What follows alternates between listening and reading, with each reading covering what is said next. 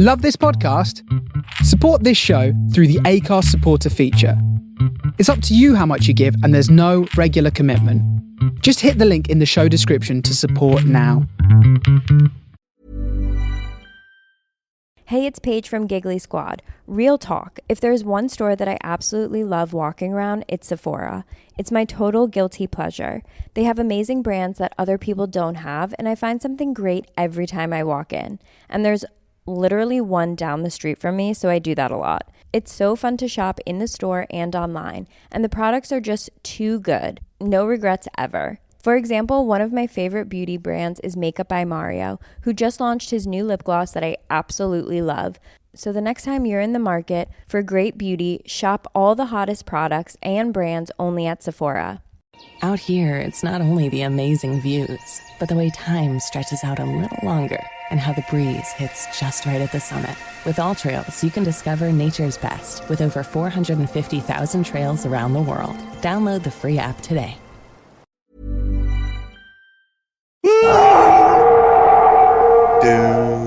While James talks, I'll do the theme music behind it. Great. And then just repeat it over and over and over and over again. Throughout the film. Yeah. No, don't do that, though, because it'd make it really hard for me to edit it. Britain. An ancient kingdom with legends of violence, cruelty, and torment in its blood. Join your hosts, Ross, John, and James, as they bravely tread where few would dare. Witness their journey into the horrific history of British horror. They are the General Witchfinders.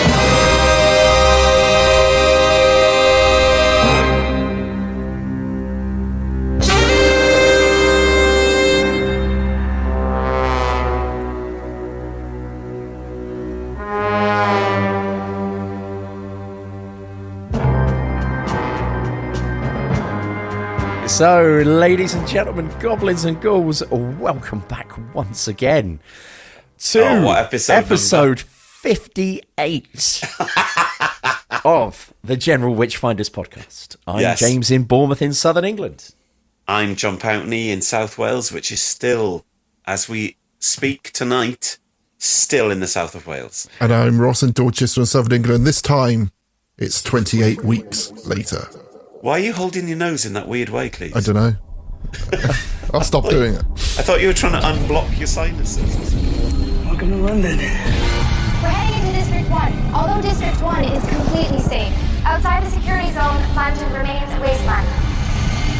There are a large number of bodies still left to be cleared from the original outbreak of infection. We're nearly home. How old are you, Andy? 12. I think that makes you the youngest person in the entire country. Welcome back. And we wish you luck in your new lives. Oh, I missed you so much. This is what it's all about, gentlemen.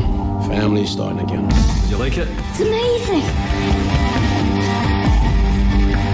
Are you going to tell us what happened to Mum? The last infected human died 6 months ago. We weren't here 6 months ago. Have you come into direct contact with the infected?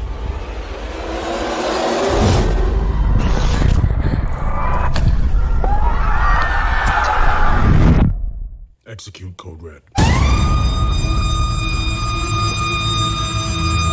It's probably nothing.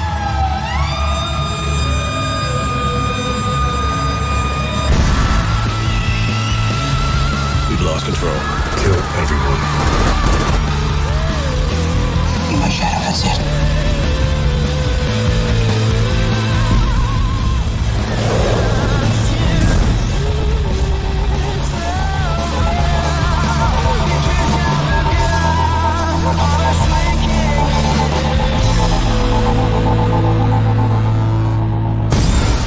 So, after Ross inevitably plays the trailer for too long, here we go. This time, we're heading into the post-apocalyptic ruins of modern London with 28 Weeks Later. 28 Weeks Later is, of course, a 2007 horror film directed by Juan Carlos Fresnadillo. It serves as Thank you. It serves as a standalone sequel to 28 Days Later, released 5 years previously, which we covered back in episode 43. The 5 years previously? Yeah, it took them 5. It was 5 years between 28 days. And it didn't come out in 2002. It was more like 2001 or 2000, wasn't it? Let's have a look.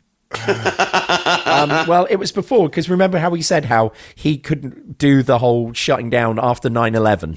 They couldn't do shutting down Whitehall and things like that. So they obviously made it in the year 2000. Tell us, please, when did it come out? Yeah. I would have said it was way before that. Because we 2002. went to see... No way! Mm-hmm. There you go. Well, really? I would have said it was either 2000 or 2001. Because I remember we went to see it with Simon, and he was like, could have stayed at home and watched Casualty instead of that. What that means, I've no idea. Yeah, but, it's just blood. The international success of 28 Days Later influenced its creators, director Danny Boyle, producer Andrew Macdonald, and screenwriter Alex Garland, to make the sequel. Their initial idea was to make 29 Days Later, possibly returning to the characters played by Cillian Murphy and Naomie Harris from the first film.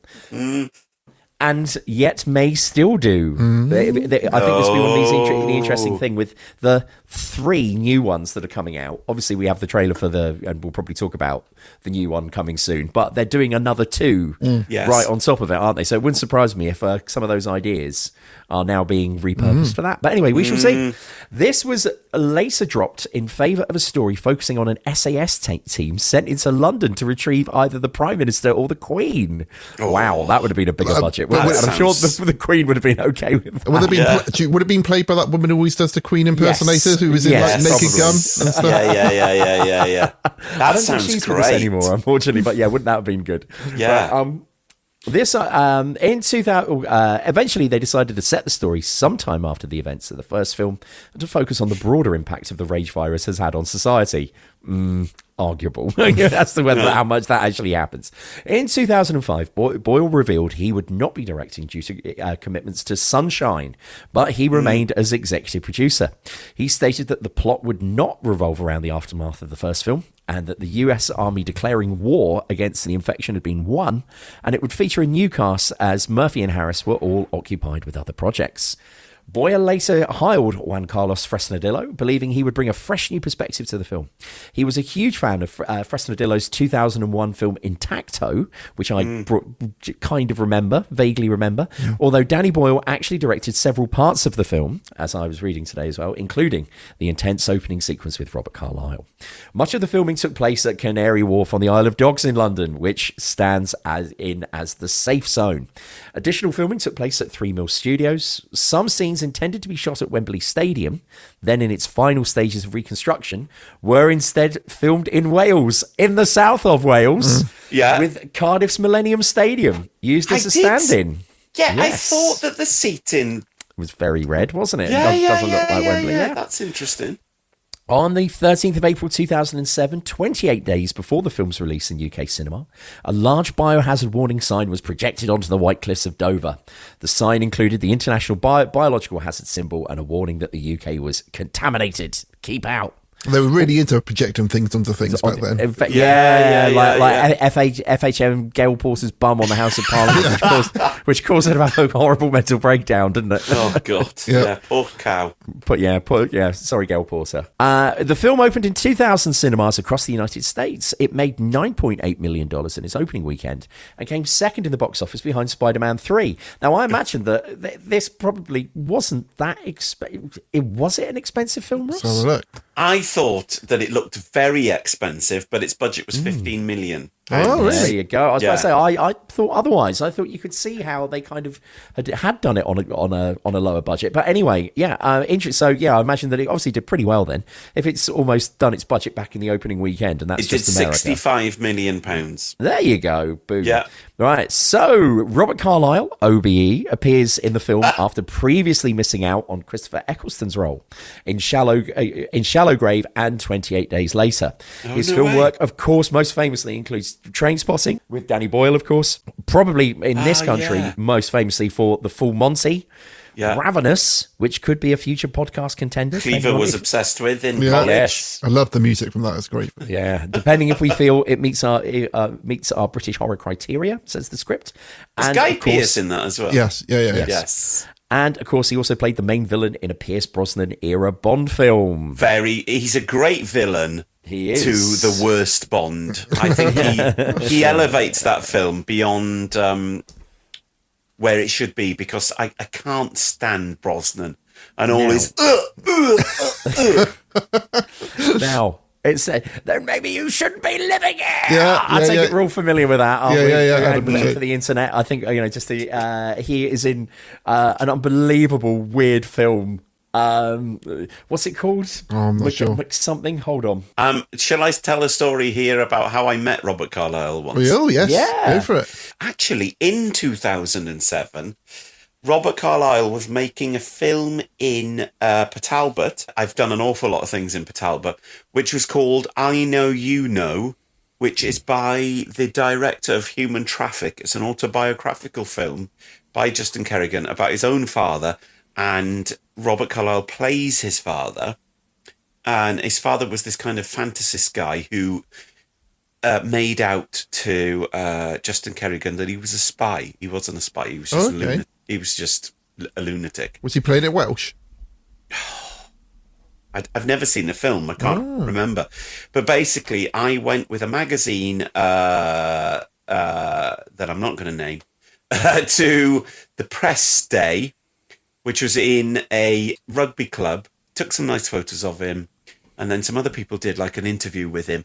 And I remember him getting really pissy with another journalist who was there, because he'd grown a moustache for the part, which is like this kind of 70s moustache, and he looked really cool. But this guy kept, in every question, kind of referring to his porn star moustache. and Robert Carlyle was like, mate, in the end, he was like, mate, it's for the role. This is the role. I'm in character. He was wearing 70s clothes. Yeah. And he's like, I've come here off set to talk to you, and all you're talking about is how I've got this porn star moustache. Have you got any like proper questions for me? And I was like, fair play to him, because this guy was being an absolute prick. Mm-hmm. And everyone loved it, and kind of like, I feel like people stood up and applauded him, but I don't know if that's a true memory. But yeah, that was very close to where we did The Way, actually. Like a couple of streets away. Really weird. And just a very strange sequence of experiences where Port Talbot has brought me into contact with lots of showbiz orbit. Showbiz chums, very strange. So back nice on man, the, a really nice man. Good, really nice man. That's nice to hear. Great actor, very good. Amazing actor. It sounds like, but he was a very good Hitler. He was Hitler in that miniseries, wasn't he? He was really good as Hitler. So was Hitler, James. Hey, thank you. But meanwhile, back on the Bond thing, Pierce Brosnan, the movie is called Taffin. Yes. And it's an action movie. Adam and Joe, back when they were on sort of like Radio 6 Music, kind of championed this, and people got obsessed with it. And I've got it now on YouTube. So hang on, I can play it for you guys. Here we go. What goes on in this town is none of your business. As long as I'm living here, it is. Then maybe you shouldn't be living here! I've never heard that before. It's incredible. That's his top level acting. That's acting, isn't it? Yeah, acting. I always felt uncomfortable watching him kissing people as well. Just all the noises he made while he was kissing, while he was fighting. Loves him. My mum thinks he's hot. I'm sorry to say that, but she does. How old does he know? He must be pretty old. He's in a film at the cinema now, isn't he? He's in Mobland, which I think is not at the cinema. It's a TV thing. I think it's a TV thing, Cleves, yes. There's a great, over lockdown, he was watching his Bond films on with like a sort of like a watch along, wasn't he? In his like Barbados house or something, just like smoking massive cigars and like a live action director's commentary. Yeah, it's really good. Oh, nice. Right, okay. So Ross has put here name. He says, and of course he played Robert Carlyle played the main villain in a Pierce Brosnan era Bond film. Quiz time. Name the Bond film, Carlyle's character, and his gimmick or superpower. As Ross has put it. Now it is Tomorrow Never Dies, isn't it? Or isn't it? No. It's The World Is Not Enough. Yes, the world is not enough. Is that garbage? Yes, well remembered, John. And the film is too, in lots of ways. Yeah. And what his superpower? Yes. He can't feel pain. Well, he's got a bullet correct. stuck in his head. In his brain. Yes. Which means so he's impervious to pain. Yes. Oh, I thought that, but also it's moving into his brain and can kill him at any time, can't it? Yes. Oh, I see. Do you remember his character name? Because you guys did very well getting those. Oh, no. Vladimir Khrushchev. He was Russian, wasn't he? He's Victor Zokkas. Oh, God almighty. or Renard. His sort of his Renard. Yes, I character remember name is it. I Renard. remember him being called Renard. The worst Bond film of all time is the next one where they're ice surfing and it's a man with jewels in his face. Yes. And I've never seen that one all the way through. I've only James, seen it bits is of it. absolute. It's very watchable because it's so shit. It's just like it just looks like you're watching not enough, isn't it? that one you're talking about. Is it? Oh no, Tomorrow Never Dies is the one. That's no. Tomorrow Never Dies is the one with Jonathan Pryce. Isn't Yes, it? but he does the because they go into Jonathan Pryce's lair, and that's what he ends up doing, like the wakeboarding. No. Anyway. We turned into a James Bond podcast. Let's just move on. The baddie in it's Rupert. Is it Rupert or Robert something? And Madonna is in it, and Madonna did the song. Die Another Day. Yeah, Madonna did Die Another Day. Yeah. Right. Okay. So let's get this back on track. I love how we've already gone so wildly off. I've got about 50 pages of notes as well, so look out, everyone. Yeah. It's going to be a late night tonight. Right, so Carlyle's first high-profile TV role came as serial killer Albie Kinsella in a 1994 episode of Cracker, opposite Robbie Coltrane and, once again, Christopher Eccleston. Hugely popular at the time. Cracker was a massive hit, wasn't it? ITV. Yeah, I tried watching it recently. I was just thinking, he's just so unlikable. Why do people like this programme? Robbie Coltrane is just awful in it, but... And he's good, but he's an awful... Yeah, the character is so unlikable.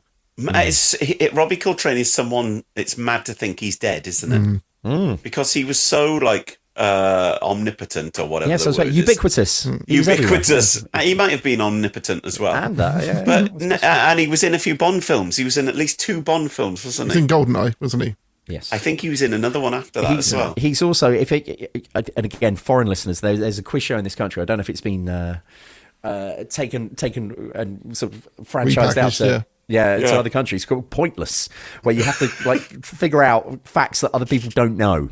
And so it'd be like name a member, name casts or people that were in this film, and obviously you don't name the leading, the main actor, because everybody knows that. You want to find the most obscure fact possible, and that is always my one for people that were in Flash Gordon. He's right at the start. I'm like, I would take the money on that. Robbie Coltrane at the start. Is he really? Yes, he is. He's one of the people that kind of fuels up the plane that Flash is coming back from his weird... Gordon's alive! Exactly. First film I ever saw in the cinema. Right, anyway, let's not go too far off beam. Here we go. And he, Robert Carlyle, as I've just mentioned, later played Adolf Hitler in the 2003 miniseries Hitler: The Rise of Evil, which was good. I remember enjoying watching that. It's good. It's a good subtitle, isn't it? It is. The Rise of Evil. He appeared in the Oasis music video, which I remember, for Little by Little, where he's like a giant, as I seem to recall. Yes, John, yeah. I don't think I've ever seen that video. And now, going on to the whole, this is news to me, in 2008, he was cast as Dr. Nicholas Rush in the Stargate universe. In 2019... He played Ogilvy in the BBC's version of the War of the Worlds adaptation, and he made an uncredited appearance as John Lennon in Yesterday, widely acknowledged as one of the worst films of this century. I've never seen it. Dreadful. It's not something I could bring myself to watch. Oh, no, right. So he had the fact he has a song off. Just the phrase "song off" with Ed Sheeran should mean that no one should ever watch it. It should be basically buried in the same way that they sealed up Chernobyl, that giant thing, to make sure no one ever gets close to the exposed reactor in Chernobyl. All copies of that film should be placed inside the Chernobyl reactor. Along with Ed Sheeran. Along with Ed Sheeran, yeah. Right, anyway, so our next main cast member, Ross has put all their middle names in, which is weird. Rose Byrne is an Australian actress. Sorry, Why did I do that? Apparently, yeah. I thought she was American. Who made her screen debut in the film Dallas Doll and works in Australian film and television throughout the 1990s. She transitioned to American cinema with a small role in Star Wars Episode 2, Attack of the Clones. And Ross has put quiz time. Who did she play? The answer is Sabe, Ross. She is kind of one of Queen Amidala's, well, she's not queen by episode 2, Senator Amidala's handmaidens, who is killed by that bomb at the start when they try to assassinate her. Okay, it says... Goes, I'm sorry. It says her name's Dorme, but everything else is correct on that. Thank you. It's Sabe, Dorme. There's loads of them, and there's been like a book about them and things like that, and they've turned up in the comics. But let's not go down that rabbit hole. People may still want to listen to this, right? So she went on to appear in Troy and Knowing. Later, she became well known for her comic roles in Get Him to the Greek. Now, the most cancelled film of all time now. Yeah. I reckon this is... Russell Brand, is it? We'll get on to 28 Days. I promise we'll get on to this film in a bit. But, dear listener, think about it. I reckon this film is going to end up being like some weird like cult thing, because the cast is Russell Brand, rapist, cancelled. He can sue me. Bring it on. Yeah. Come on, Russell Brand. You absolute charlatan. Right? Twat. So it's got Russell Brand... It's got P. Diddy in it. All right. Who's also going to be going to prison for a very long time. Yeah. And Jonah Hill, who has also done some very questionable things. Coercive control. Right, coercive control, Jonah Hill. Is there a more cancelled film ever? What I love is that every year on Facebook Memories, I have a status that comes up where I slag off Russell Brand. Good man. And then there's all these people jumping on that are like, oh, he's wonderful. Lovely. You know, he's getting, socialist voice and all this. And it's like, no, he's a fucking creepy twat. He's telling people not to vote. He's talking shit. Fuck you, Russell Brand. There was a there was a point when he had his podcast where I kept having dreams that I was friends with him, and we would go down pool party together. Whoops-a-daisy. Yeah. Right, okay, let's move on from that very, very quickly. And Rose Byrne also appeared in Bridesmaids, probably very, very well known for that, isn't she? Being a Bridesmaids, Spy as well, and Instant Family. I've just thought if they did a sequel to Bridesmaids, they should call it Bridesmaids Revisited. Oh, very good. Yeah. Do you like that? Good. Do you like that? Very good. That's why you should be in Hollywood, John. Hollywood. She also starred in the Insidious and its sequels, Chapter 2 and The Red Door. And she joined the superhero genre with her roles in X-Men First Class, which is good. X-Men First Class is pretty good. And then X-Men Apocalypse, not so good. Is that the one with Vinnie Jones in on the Golden Gate Bridge? No, that's X3, The Last Stand.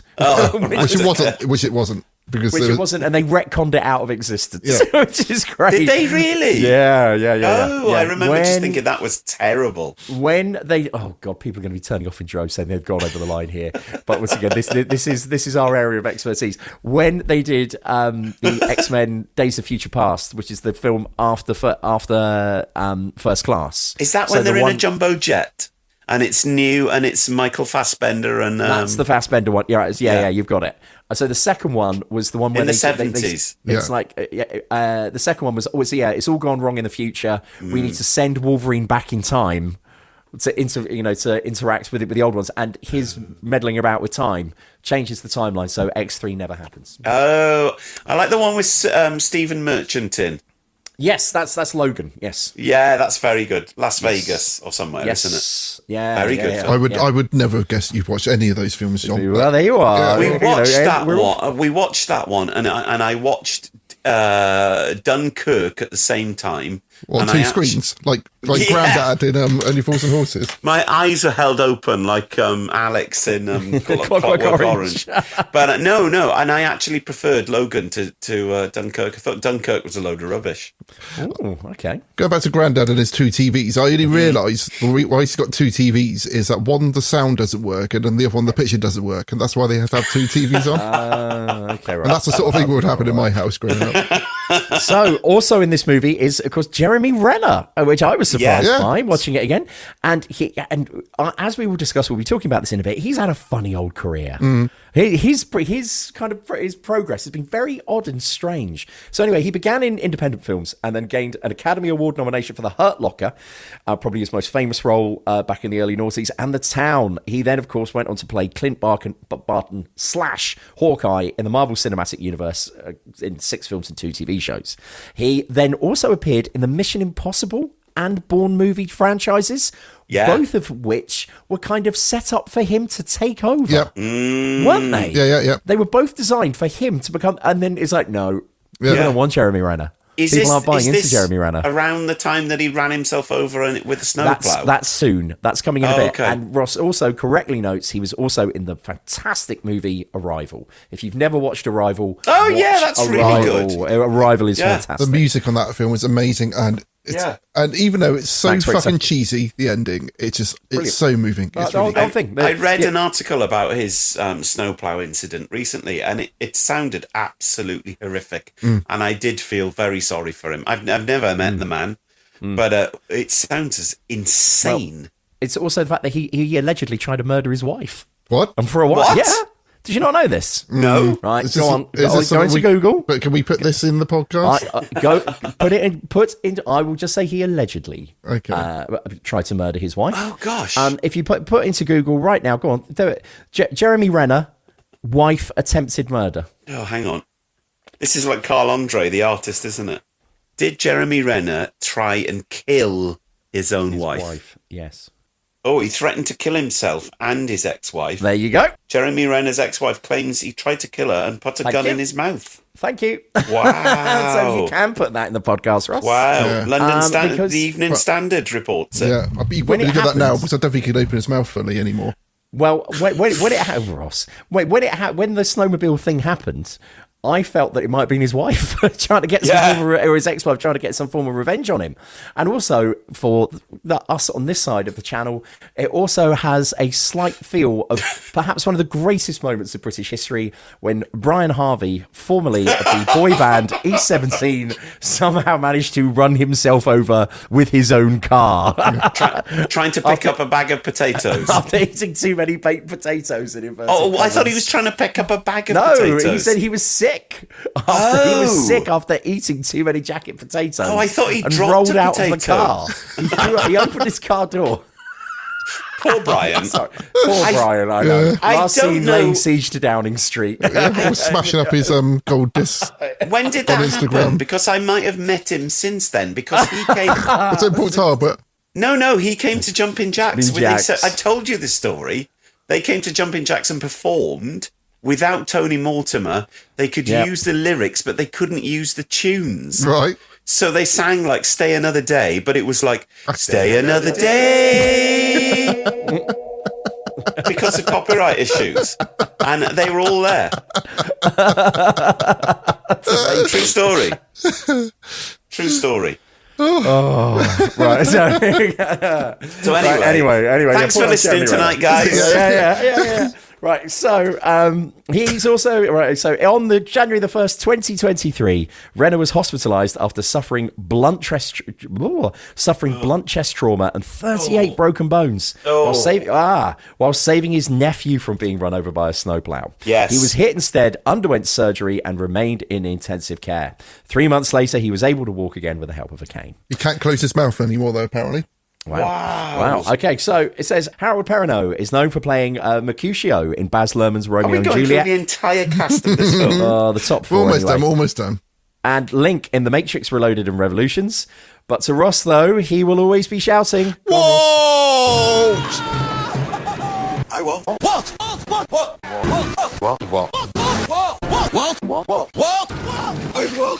Walt stays with me. Walt!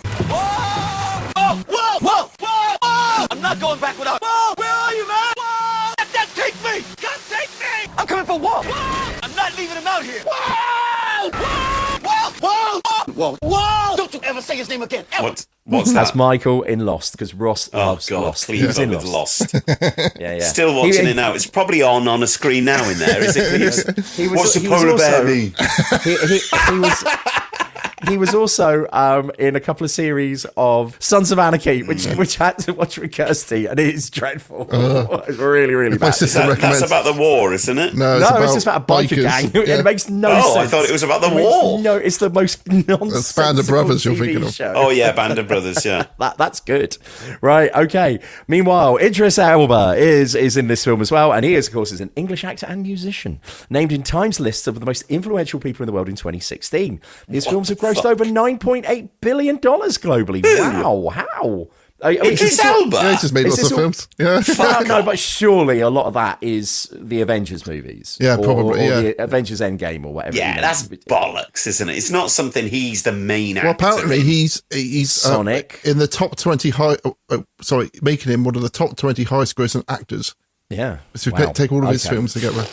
Okay, well, here we go cobblers. then. It says he rose to fame, and of course, the role that he is synonymous with is brilliantly as Stringer Bell in HBO's The Wire, which, once again, like Arrival, if you've never watched The Wire is fantastic. And DCI John Luther in the BBC's Luther. Yeah, not so good. Other notable credits for our audience would be he was in Star Trek Beyond. Yes, he was. I forgot about that. Shit. Prometheus, again, shit. Yeah. I've never been so disappointed. He sings when he's playing a squeeze box and he sings, doesn't he? Jesus Christ. Oh my God. If that's another podcast. I was so excited for that film. Yeah. The trailers were so good. I was like, this is going to be great. Yeah. And then just being in the cinema, like, this is so bad. We went to see it in the IMAX in Cardiff. Whoa. With James and Emma, our friends, and James was like, "Oh, I've booked a seat right at the back, so we're gonna get the proper vibe." He'd got the diagram wrong for the cinema, right at the front, and we were literally right at the front, and it was insane. It's like just looking at like a postage stamp, while everything else is just insane, swirling colours. Yeah, it's like whipping from I side to came side. out of there just like, it was horrible. Was it like the Stargate sequence in 2001: A Space Odyssey, John? Were you just like, yeah, you could literally see the perforations in the cinema screen. Oh wow! That's how close we were, and there was no one else in the cinema, so we could have gone to the back. Yeah, to the back. Yeah. Oh my God! Right. Okay. So, again, he was also in Pacific Rim. Again, a film I was very, very disappointed by. Is that a porno? It might as well be. It'd be more fun. It's Benicio del Toro's monster movie where they. Oh yes, I know, with robots. Robots. Beck loves it. Watches it all the time. Sorry, Beck. Sorry. It's just not for me. And he was also in the 1998 British vampire series Ultraviolet. Yeah. Was he really? Yeah, it's really and good. Ross has put again on the long list for things for us to cover. That's going to be very, very low down the bottom, I'm afraid. That's a fantastic series. All right, okay, and then additional appearances of notes. Apparently he was also in Crocodile Shoes 2. Crocodile Shoes. I knew that was coming. 2. Yeah. And Jerry Anderson's Space Precincts as a pizza delivery man, and 2.4 children as a parachute instructor. Wow, how old is he now? He's knocking on a bit, isn't he? He's been around a while. Yeah. And then, of course, Imogen Poots is in this, and she first appeared on screen as in a 2004 episode of Casualty, had a non-speaking role in 2006. V for Vendetta, which people love, but I think the only people that love that are people that haven't actually read the original Alan Moore and Alan Davis graphic novel or comic series. So he's pushing his glasses up his nose? That's right. Yeah. Call it out. I've met the man a couple of times. Let's just say that. She was 17. I have. She was 17 when she was cast in 28 Weeks Later. She looks older. But anyway, she went on to play Linda Keith in the Hendrix biopic Jimmy. All Is by My Side, which I don't think anyone has seen. Wow, no. It features the. Is it Andre 3000? From Outcast. Oh yes. my God! I remember that being announced, but it just sank without trace. It did. Debbie Raymond in The Look of Love and Juliet Madden in Need for Speed. Wow. Okay. In 2016, she reunited with poor old Anton Yelchin. Someone else who wrote himself over. But that's so sad. He was a fantastic. I don't think he ran himself over, did he? It was a gate that crushed him. Well, no, he got out to get something out of the post box or something, and then his car rolled onto him, and then he was just slowly crushed, and he couldn't. It's horrible. Yeah. Well, I said, if you've never seen the movie Green Room, watch the movie Green Room. A tremendous film. A hell of a film. Brilliant film. And also, he is superb in it, and it was so sad that they're all great. Patrick Stewart's great. Everyone's great good in it. I think she's brilliant and a very, very underrated actress. And I always watched her career with interest after this film because I think she's brilliant in this film. And I don't know, she could be another Keira Knightley, but she's never quite got to those heights. And I do wonder if she just doesn't want to get to those heights, maybe. Yeah, but I think she's fantastic. And sorry, this is a perfect example of me not reading ahead in the script because Ross has put, she reunited with Anton Yelchin, her co-star from the 2011 Fright Night remake, to appear in Green Room, which is an excellent film worth watching, if only to see Patrick Stewart playing a neo-Nazi. And so, yes, that's 3 thumbs up from all of us. Green Room is great. Yeah. Jeremy Saul, I would never always say his surname wrong, Saulinia, all his films are always worth watching. Blue Ruin was good. Blue Ruin's good. Rebel Ridge, that's just been on Netflix, that's really, really good. The Crazy One, All About the Wolves, that's surprisingly good. Anyway, let's keep going because we've already been going for an hour. Almost finished. The film. We've almost started the film. She was due to reprise her role in the next film in the Rage franchise 28 months later, but the project fell into development hell and never surfaced. Really? A new sequel 28 years later was eventually greenlit and should be hitting the cinemas very soon after the release of this episode. Who knew we could be so topical and organised? And there is no confirmation yet on whether Poots will return. Well, once again, you would think that she might, wouldn't you? That's set up for if they want to, if they're that bothered. That's an obvious Segan, isn't it? And then finally, Garfield Morgan plays Jeff, one of the oldest civilians hiding out in the cottage at the beginning of the film alongside Robert Carlyle and his wife. Jeff doesn't get much screen time. Why are you reading about... Just keep listening, keep going. Right, this guy was on screen for like 13 seconds. Jeff doesn't get much screen time, and like most of the characters in that opening sequence, he's quickly overwhelmed when the infected attack the safe house. It's a small role, but notable for being Morgan's final film appearance before his death in 2009. Listeners may know him for his British TV roles. He was a slave master in 2 episodes of The Tripods and Inspector Haskins in The Sweeney. He also played Vic Findale, a slightly dodgy but charming businessman who ran Findale Security, hiring Michael Elphick's titular character in Boo. Still back. So, oh my God, if you're still with us, let's get going.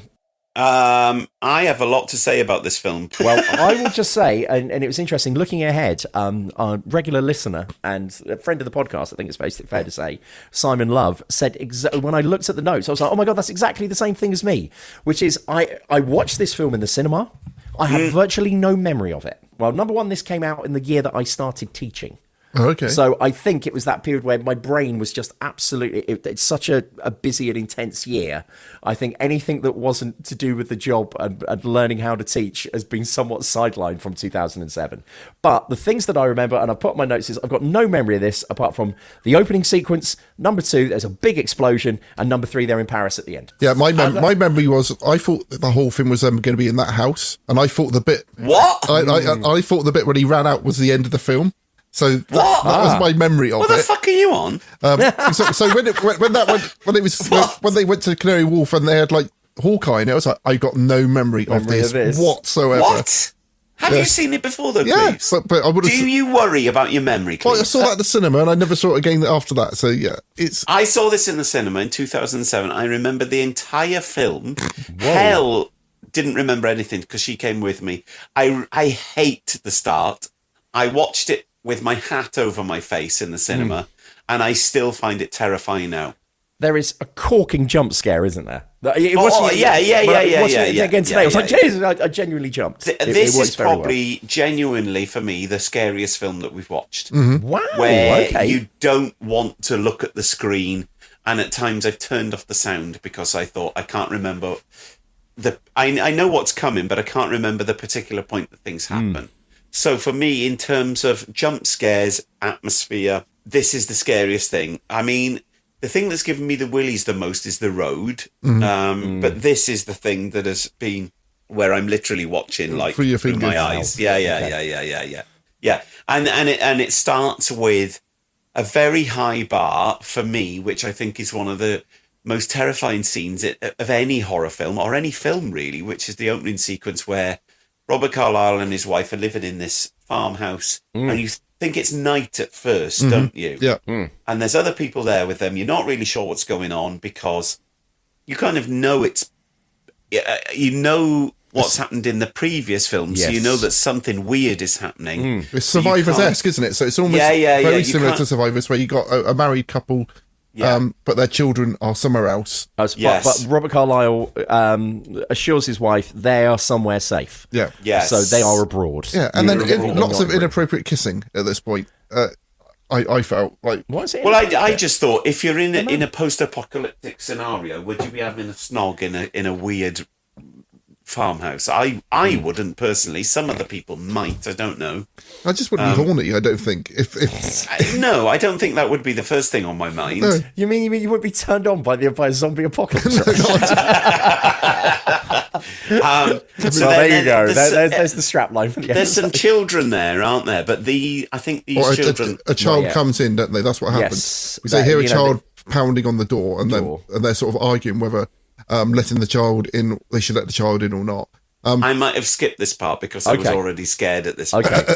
One quick thing. It's noted on IMDb as well, but I think our listener will probably enjoy this. When the boy, they let this boy in who says that, he's been run, and one of the older guy inside this farmhouse says to him, "Where have you come from?" And he says, "I've come from Sanford."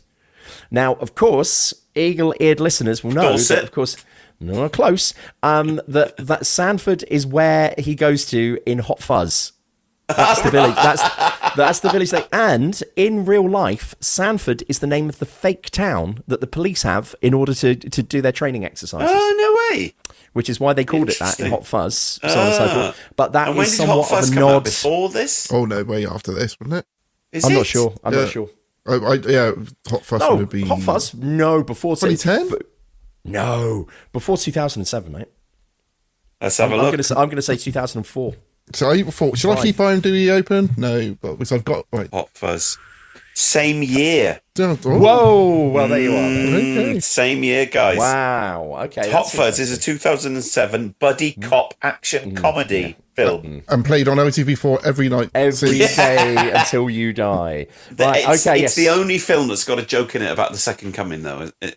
I.e. the Stone Roses album. Oh, yes, it does. Yes. I thought you meant the Christopher Eccleston, Russell T. No. Oh, yeah. There's an interesting thing to But I think the little boy and the girl in this sequence. That's the girl in this. There is. She's the one looking out the window that has her arm bitten. That gets pulled out. Oh, okay, yeah. Like it's not like a child. She's like a teen. Yeah. So they're obviously ciphers for Imogen Poots and the other. Yeah. But this made me realize. So they barricaded it all up. Yeah, and then the zombies just completely smash it all through. So they weren't safe at all. So this proves that they were never attacked anyway. So they up until that point, yes. Yeah. So it's the illusion of safety. They think they've done enough, and they haven't. Yeah, but the boy brought them there, didn't they? And then yes. I would have, if I was in that house, and this is how I always feel with films like this. I would have barricaded the downstairs and then gone upstairs and done something to block the stairs. Yeah. That's Adam Bailey always used to say in our flat in Cardiff. Yeah. He would throw the mattress down the stairs. This is something, and the only time during this podcast my semi-serious hat is going on here. And I said this to Ross at the start. I said, I'm going to sound... I know we are a load of middle-aged men doing a podcast. We are the cliche. But I've noticed that I thought, oh my God, I'm getting so middle-aged watching this. Because my whole thing with this film, as you were saying there, John, is... it's on one hand, it tries to set itself up with this degree of verisimilitude. It tries to say, this is like this feels like the real world, as it were, and people are, and like how the army are acting. This is how the army would act. But then I'm watching it with the most middle-aged gaze, going, "This makes no sense. Why is this happening? Why are they doing that? Where were those guys earlier? Why is there only one helicopter?" For me, and it's interesting that, bearing in mind that, as we said in our little preamble at the start, that this is a bit that Danny Boyle did. This bit really works, because he said it's that thing of, you think you're safe. safe, but they've done a really bad job of making themselves safe. Yes. Right. And so at the start, you're like, yeah, okay, I'm on board with this. This is good. And then as we then get into the 28 weeks later bit, that you're like, hang on a minute. And anyway, more on that in a minute. Yeah. I don't know if I agree, James. I think that the film starts stylistically mimicking the first film, and then it transitions into a style for the second film. And I think that works really well, because I think you've got this kind of high shutter speed, mad cut-in, Dutch angles. Stuff. The absolute opposite to Steadicam.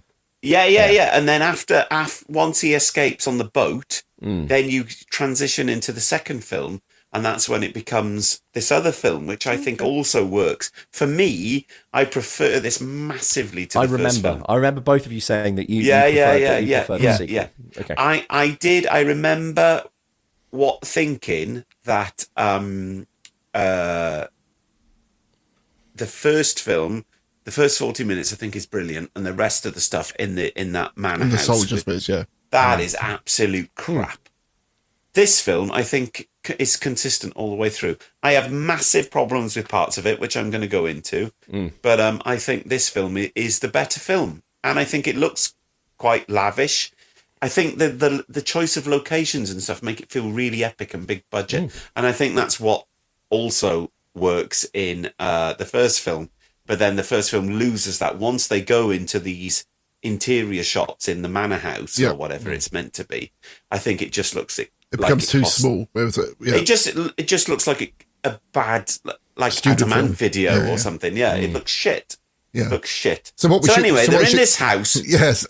Basically, they rescue a child. The zombies come in, or let's just call them zombies, even though they're not zombies. Yeah. For all intents and purposes. And the Robert Carlyle's wife is trying to keep the child safe, but Robert Carlyle just freaks out basically and ends up leaving them on their own to their death and jumps out the window and pegs it down a hill. Yeah. And then you see Zulu style, all of the zombies coming over the top of the hill. Yes. Pegging it after him. Down to where there's like a little motorboat thing where a guy is obviously having trouble starting it. Well, just hold on, because watching it this time, I was like, oh, it's the guy from the farmhouse who's starting the motorboat. I totally made the first time I ever watched it, I totally didn't register that it was the guy from the farm. I just thought it was A.N. Man. So he turns into one of the zombies. He gets caught because of his poor footwear choice. He slips. If he had more robust shoes on, he would have been all right. Yeah. Robert Carlyle gets it started and he buggers off then. Yeah. And I think the music at this point is brilliant. It's overpowering and it's intense and it's great. But I think at that point, you probably shouldn't hear that music again. I don't. I could listen to it over and over again. Okay. Is it one of the themes in the first film? I'm not sure. Yes, it is. It is, of course it is. Yeah. But this time it's with like guitars and stuff, isn't it? Yeah. I think in the first film, it's just like a piano-driven... Yes. And I think it's such an English phrase. And again, I always think about our beloved international listeners. Hello, you everyone around the world, wherever you may be. But I just holding it up to the camera so you can see that I've put it down.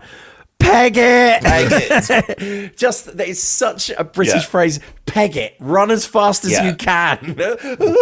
Just hill to work. You do it a lot when you're a kid and you get into trouble. Yeah. Just pegging it. Just peg it. Just run away. Where to? So then he buggers off. Great music. And what I noticed, I don't know if you two noticed this on the print I was watching, I don't know where you watched it on Amazon. It's shot on film and it's a really great print and it looks lovely on film. The first film is shot on like DV cams and it looks really horrible now. Yeah. Most of the time you go, what am I looking at? But this one just looks really nice because it's beautifully shot and it's really well put together.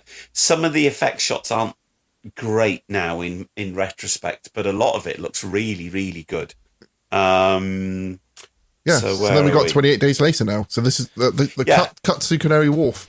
So you have a sequence of things saying 15 days later so-and-so has happened, that all the infected have starved, and then blah, blah, blah. And then US troops have come in at a certain amount of time. I thought, now, would that even happen now? Would America even come to save us now? No, they come and just take it over and make it. Yeah, NATO forces led by the US, that wouldn't even happen in today's world. So it's mad to think we're already looking at a film that's made in a world which is much more certain and kind of solid than our own world now.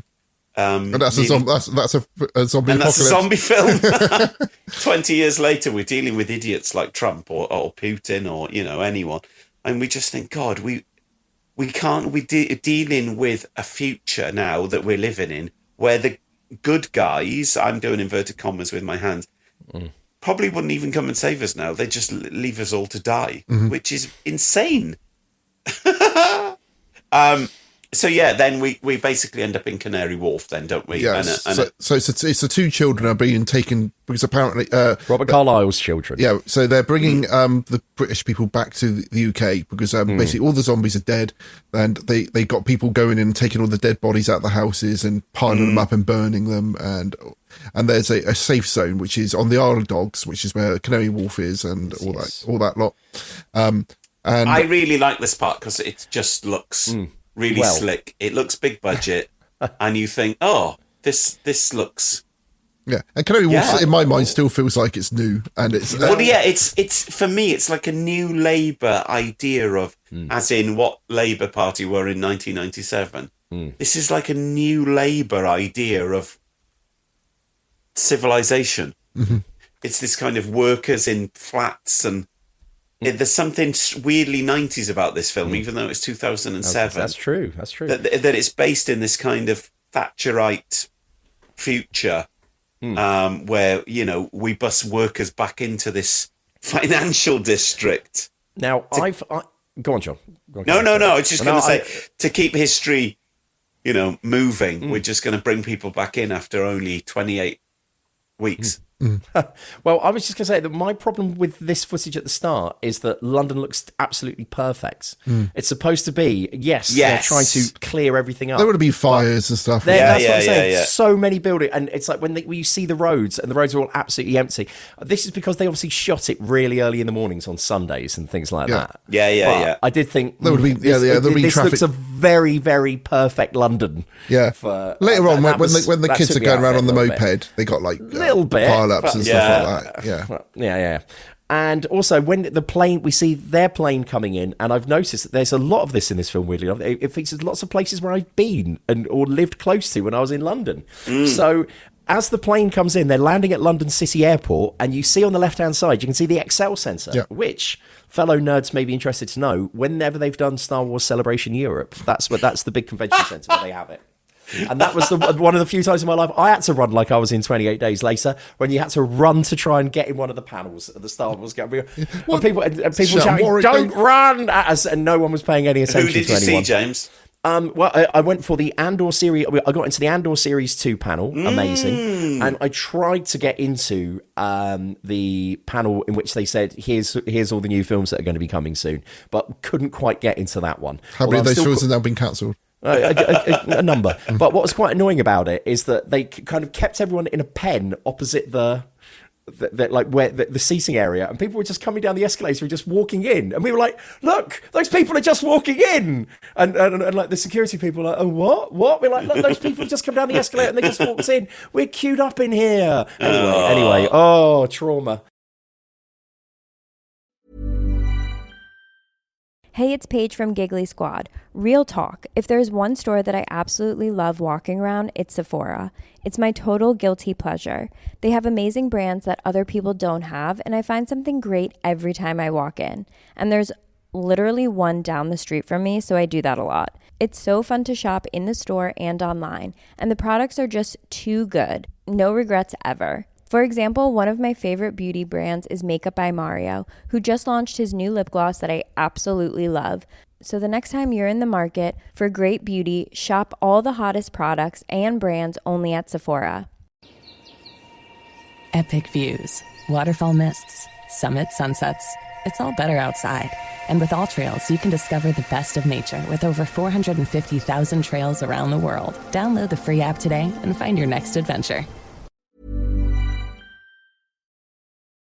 This is then the sequence where we're introduced to our main cast members. We're introduced to Jeremy Renner, and we see Rose Byrne, and they're all part of the American dream contingent. Yes, keeping London. She's a scientist. He's a sniper. He's a sniper watching people having sex and finding it hilarious. Which is weird. I made that note. Why does he laugh at people having sex? Well, What's funny about it? As we know in horror films, sex equals laughing. If people, it made me think of Rear Window, yes, the Hitchcock film with Jimmy Stewart, where Jimmy Stewart has his legs, or one of his legs, or both of his legs in plaster, as a photographer, and he's using his long telephoto lens to see what his neighbours are up to. And there is a sequence where Hitchcock famously shows the same reaction shot for him looking at two different things, and one of which is, I think she's called maybe Miss Lonely Hearts, they've called her, who's doing her exercises, but then he looks at something else and it's the same reaction shot, and that's what this made me think of, where it's like he's looking at people having sex and he's laughing, and then he looks at children playing and he's laughing, and it's like, that's a bit weird. Yeah. Is it a kind of unconscious homage from the filmmaker, or is it just quite weird editing? It's just a strange... And John, as a photographer, just explain how lenses work. So if you've got a sniper rifle, okay, and you're looking through the scope, and you can see in focus people quite a long way away in their... So, and then later on, you've got the same scope in a tube station, and someone's standing directly in front of you, and that's in crystal sharp focus. Yeah. What's going on there then? Is that something which is possible? No. But also with your scope in the snipery bit, I'm sure you'd have to refocus your scope. It might have some kind of autofocus function. I can't imagine it would focus 2 foot in front of you. No, it wouldn't, and I don't know. I mean, they've got night vision on in the tube bit, haven't they? It's just one of those things that you have to kind of let go with a film narrative, isn't it? Where one thing is interchangeable with another, but in real life they're totally different. So we also meet Jamie Renner's mate, who's the helicopter pilot, Harold Perrineau. Yeah. Not really sure what he's doing. Yes, just flying around, isn't it? Yeah, just looking at things, waiting and sleeping, and looking at pictures of his family. So to give him a reason why he might actually pick up some children later on. Yes, maybe, And I think this is one of my initial problems with it, is that bearing in mind the weight of this film later on is how Jeremy Renner decides to abandon his, kind of not follow his orders and run away from his post.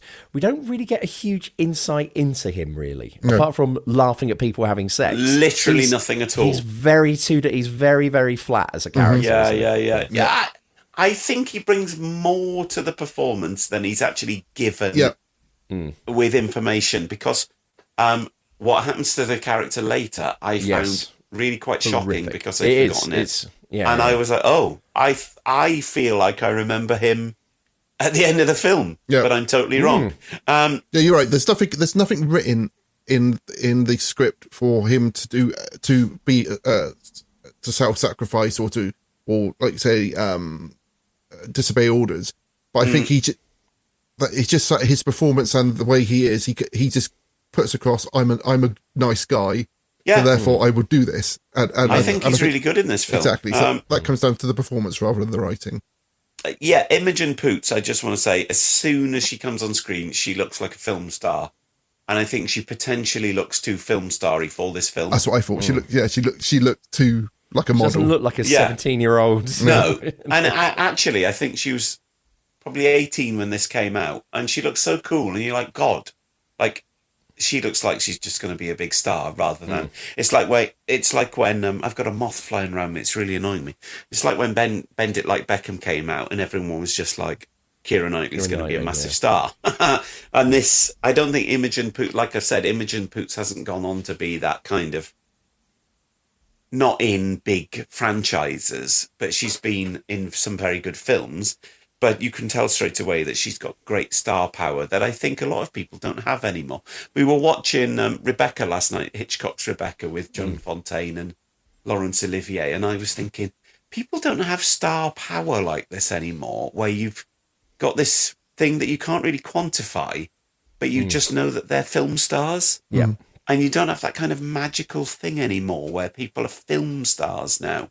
I don't know if maybe that's down to social media or We just know too much about them. That's yeah, things like the Met Gala or stuff where you're just like, oh, these people just look like idiots. You know, like someone like Laurence Olivier just looks like a film star, and I think Imogen Poots look like that kind of thing. I have said then there's some great images of London at this point, and it really reminds me of Derek Jarman's work, where you've got this kind of wasteland stuff where Jarman did a film called The Last of England, which informed a lot of stuff, including some Smiths videos that he directed. And it just, I don't think it's a deliberate thing with this film, but it really reminds me of Derek Jarman stuff, where the director or cinematographer has just obviously got a really nice eye for light. I think this film looks really lovely at every point. Yeah, I would say yes until any sort of attack happens, and then it's too shaky cam for me. It's a try. Really, I think those bits are really well done because they use really fast film. They're really grainy. I think they work really well. I think they work better than the first film. Oh, you've got a better idea of where you are. Yeah, but it's still just too much. What much else were you watching at the same time? Nothing. And in a different speed, though. Full attention. I watched season 3 of Boone at 3 times speed at the same time. And my favourite was the one with Rula Lenska in. So the two children are reunited with their father, who is now... He's a bit of a prick, I think, isn't he? Yeah.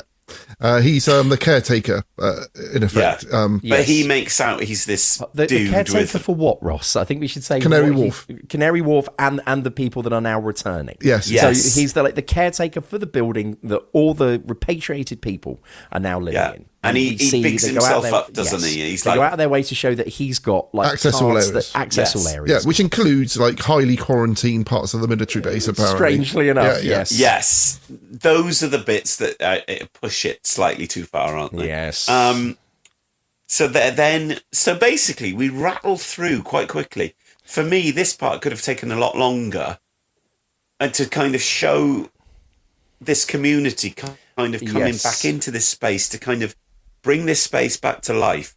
But then literally the next day, the two kids are like, we're going to fuck off to our old house now to get what? A photo? A photo, yeah, because Robert Carlyle tells his children that their mum died, and he did, and he makes out that he did everything he could to rescue her, but he saw her getting bit and had to go away. Rather than he just fucking legged it. Exactly. And then the children, the little boy says that he doesn't even have a photograph of his mum, so they decide to get up early before the dad wakes up to sneak out of the base to try and get a photograph of their mum. Yeah, and this sequence I think is really beautifully shot.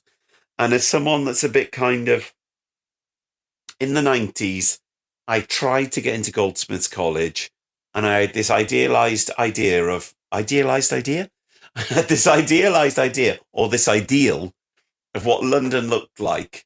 At this mix of different types of topography and architectures and all these different places. And I think this part of the film really sums it up, that they travel through London, through lots of different places that actually in real life are nowhere near each other. But then they end up going to this pizza place and nicking the keys for a scooter off a corpse. Yes. One of my things was that I thought that even though it's supposed to be so 28 weeks later, so it's like 6 months. I was like, would that corpse be that decayed? Depends how hot it was. Yeah, it's basically a skeleton, isn't it? Skellington is a skeleton. Yes. So that bit really creeped me out. But I thought, God, London is such an interesting place. Yes. And I always think, whenever I read or we do anything post-apocalyptic, I think I'd love to live through this. I'd love to experience this. I'd love to walk around London with no one around and just be like the overpowering stench of millions of bodies rotting in their houses. This is the end of history. Walk to Parliament and see Churchill and Cromwell and all these other people, and just think their history is over. Mm-hmm. It's now post history. Yeah. This kind of sequence makes me think very much of a book I've read called The Death of Grass. Mm-hmm. Yes. Which I can't remember who it's by. Wyndham. Is it Wyndham? I believe so. And it's Yeah, it is. Yeah. and it's the sequence where it's nighttime and they're looking at the sky. I haven't read it for years now. Oh, John Christopher, was it? Yeah. Is it John Christopher? Yeah. And basically you realise that through them that the government have okayed the nuking of London because they can't feed anyone anymore. So rather than try and sort it out, they're just going to obliterate them all. Yeah. And I think that's the kind of feeling that this really brings across, this sequence here. While I was watching this, I started thinking more in terms of, rather than what was happening, I was relating this to some of the other older films we've watched. And I do think that modern films, music now, much more than in the past, tells you when danger or it tells you when to be afraid or when there's danger apparent. So you had this bit here where it's like, whoa, and that started to make me feel really weird because it's like, I know from this music that there's about to be a scare. Down, and I wondered when that started to come in. It's a bit John Carpenter-esque, but I do think in older films, it's not quite so literal that it's like, whoa, that sound means danger, doesn't it? Whereas in older films, it's not quite so obvious. Like, as it happened. Yeah. With something not particularly scary is happening at slow speed. Yeah. So I said, telling us of danger, sound is scary, squeaky bum time. Yes. So they said that the kids get back to their house, let themselves in. The house, again, does not look as if, they left in a hurry. It seems very, very perfect and lovely. However, I don't think they were there, though, James. So the kids of course, yes, there. they would have been abroad, wouldn't they? But even still, you would have thought that Robert Carlyle and his wife may have. But then again, given what's upstairs in the loft, maybe she tidied up. I don't know. Yeah. But so she goes, and this I found to be perhaps the creepiest and best scene for me. Yeah. This is a great scene. Up into the attic room, as it were, or the very top floor of the house, and go into a room which is clearly like someone who's sort of shut themselves in here for a long time. There is maggot-ridden food, and it's clear, and it's very dark. Looks like my daughter's bedroom. And a bit like almost. To keep referring to David Lynch all the time, but almost like the evil thing that lives behind Winky's, the diner in Mulholland Drive. There is something sort of dark and hidden down by the bed, and you think, oh, somebody's going to leap out at us here. And it's just, I don't want to see an evil thing behind a Winky. No, you don't. But one of the great sequences of all time ever, by the way, that is. But so we then find out, here's the big twist. Oh my God, it's Robert Carlyle's wife, their mum. She's alive. But she's infected. Not, but you can see that she has been bitten. There are tooth marks on her arm. Yeah. So there's a bit where they embrace and then you realise she's been bitten. So you're like, oh my God, she's going to bite it. Yeah. Yeah. And she really holds the kid too tight, doesn't she? Yes. At which point the army turn up. They've Harold Perrineau in his helicopter has managed to spy. He's been following them, isn't he? He's been following them. Yes. And they say, okay, found her. And they then take her back to the safe zone. And then we get the whole kind of the big revelation that because she's got the same eyes as David Bowie, she's immune. Well, it's not immune. She can be infected, but the doesn't take the virus. Does not take. Yes, this is something we've omitted saying. At the start, when they're inducted into this area, we see that the boy has got different coloured eyes, and he's inherited from that from his mother. And then we find out later that his mother has got this kind of semi-immunity. Yeah. So that means that he and his mother are potentially very important to finding some kind of cure or antidote to the rage virus. Okay, so do we say this is the halfway point of the film? I'd say so. Yeah. Okay. This is kind of where it tips, isn't it? Yeah. Who's the protagonist of this film? Exactly. Yeah. I don't know what that means, Cleves. So who is the main character? Main character. Well, I think that's what's interesting is that, like so many films that we watch, it's the old psycho trick of these are the stars of the film, i.e. the big names, and then we're just going to obliterate them, and then you're going to follow these other characters. And that's what I really like about this film, is that in this sequence then, the feds turn up. They take the wife back to Canary Wharf, to some porter cabins under a building. Yeah, and give her a scrub down. Yeah, they give her a good wash. All this sequence is quite weird. And then they've got her in this laboratory, which is in a porter cabin. And they say a lot of stuff about, she's very important, blah, blah, blah. And then the kids are in this room where there's a two-way mirror and they're kind of... Yeah, you stay there because they sort of like checking them out for quarantine and all that kind of stuff. Yes. And then the what we have then is the issue that really the main protagonist of this film to start with, which is Robert Carlyle, he then finds out that his wife is there from his children. Is that right? Yes. He knows where to go to find her. He's got the accreditation to get into anything. Yeah. This is where it starts. There's no guards on the door or anything. There's no one around. This is for me where it's a bit annoying because up to this point, I think this film has been fairly flawless. It was harder to get in to see the guy out of the Quatermass experiment. Yeah, at least they had a little bit of someone dressed up as a nurse to get into stuff. Like, it just needed some Commodore. Yeah. But yes, and as I was saying earlier, this is my middle-agedness. As I was watching it, I was like, oh, come on now. It's like, if you want to make it real, you need to try and play it a bit realer. Yes. There are various points in this film where you just go, where's the guys with the flamethrowers?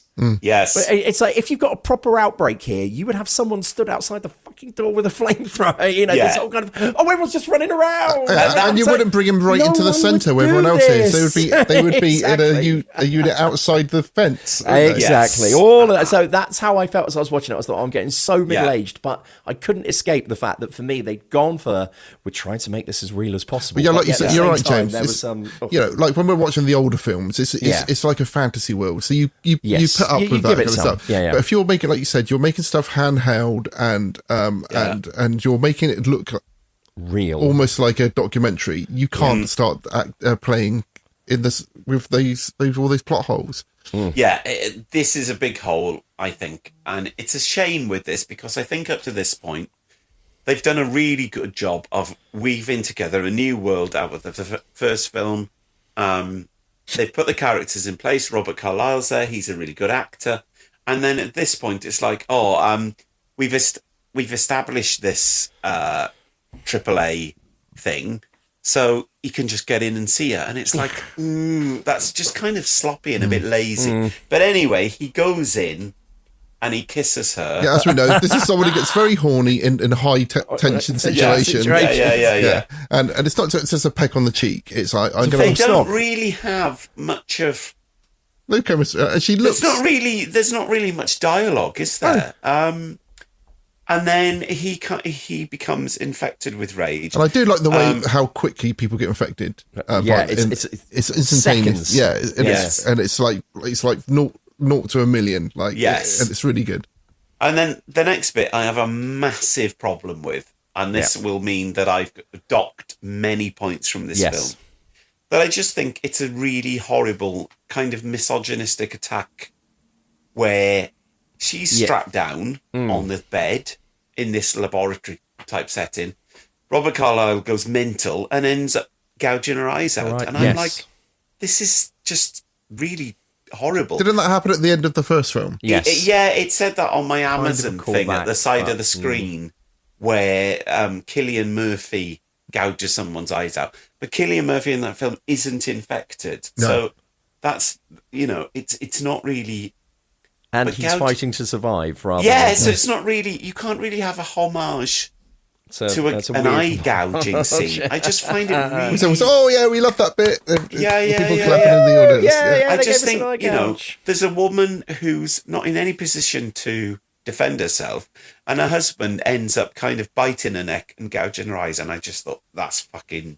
I remember at the time thinking that's fucking fucked up, and I still think that's fucking fucked up, and I think it's more fucked up now. I just thought it was just way too much. And it unnecessary, totally unnecessary.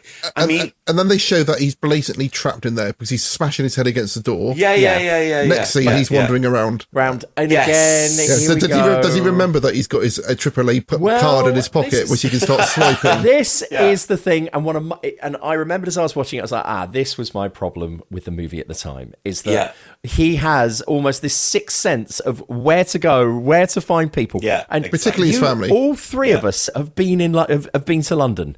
He follows those people over about 35 miles. There is no way. I'm sorry, there is no way on earth he could track them down like he does. No, and it's just, and of course, when we get up to the firebombing bit in a bit as well, if he had gone underground, if he had dropped into a, I would have gone fine. But he literally just stands around a corner and dodges that huge fire blast by just I was like, oh, come on. After they then go out of their way to show you the fire blast going round every downstairs and all that, and it's like he wouldn't survive that. I think they're trying to make out that he's got this kind of sixth sense that sets him apart from the other rage-infected people. But that doesn't, because I think, does the eye gouging thing, is that related to her being immune because of her different coloured eyes? Nice. But it's just too coincidental. It's not. They should have just explained. Died. No, it's not implicit enough, because there's no point where he's in. And I suppose, I don't know if scenes were filmed where he was party to this information somehow. Maybe, but but he shouldn't be special. Like, you can't have everyone in that family special, No. But that's I mean, then that's one of the things I like, is that then, and I think Robert Carlyle probably liked it because I think it must have been fun. He ends up, for the last half of the film, he just plays a zombie, which I think must have been hilarious. Because he's literally just going mental for like half the film, which must have been really nice. And then we get, once again, putting on my boring middle-aged man hat on, they have a full evacuation. Yes. One guy is running around. Evacuate everybody! Evacuate everybody! Or lock down. Lock yourself in the room. Lock things down. And it's like, again, you're just like, you wouldn't do this. I got to be honest, that I love this sequence. Okay. But because I find it terrifying, and this is my idea of hell. I felt, and what I put is, I felt that when they were probably putting the film together, this would have been one of the two kind of big, like, you can see that I think the three big ideas would have been, one, loads of people start to panic, and then it's, oh my God, someone's rage infected, where are they? And the panic spreads. I think that would have been written and pitched, and absolutely, I agree with you. I've put my notes there. I like the panic. That's good. Number two, they would have they've gone, oh, let's make the scene where people are running away and just soldiers just start randomly shooting people because they've lost control of the situation. That's pretty dramatic and horrendous. And then the third one is, let's have a scene where a helicopter chops up loads of the zombies. That is, you can tell, I think that those were these are our big sequences, and we just need to get to them, however. And I think this is where it's great that the people get infected so quickly, because people spill out onto the to the outside. They don't yet, Cleves. Oh, okay. They're all, so all the people that are fine are taken down into this big room and just locked in there, and then Robert Carlyle is at the fire door, and then kind of let in by his son at that point. Yeah. And then he comes in, and then you've got this kind of domino effect of the infected people. Because he's then infected, and then Which for me, it's slightly implausible, but it's also a really terrifying sequence, because I would fucking hate just anything to do with being locked in a room like that with all those people, locked doors, people pressed up against doors.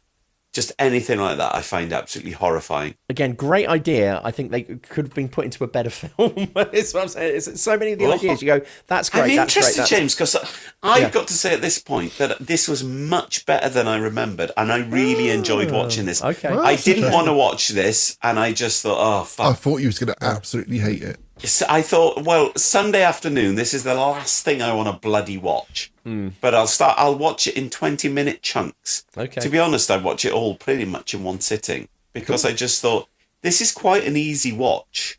And it really rattles along. Yeah. There's not really a lull, which I think is always good with a 90-minute film. We watched something called La Chimera the other night that Hell wanted to watch. It was way over 2 hours that I really enjoyed, but fuck me, it was slow. Yeah. Be some rain zombies. Yeah, you're just waiting for the next thing to happen in the story. And it's, that was just like beautiful Italian countryside. This guy who's an archaeologist who can divine where graves and stuff are. But you'd be waiting 20 minutes for the next kind of scene to start while he's just driving along in his fucking Fiat.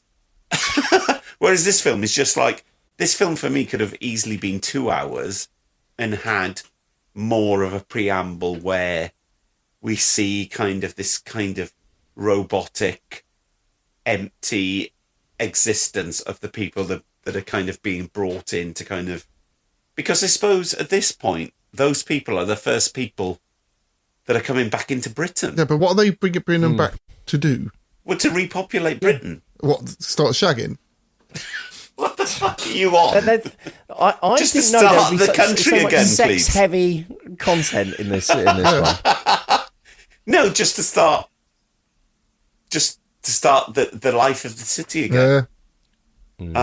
Get the tube up and running. Think of all the things that London needs to operate as an entity. But if the whole country is like full of people, I don't know. But everyone's dead, Cleves. Yeah.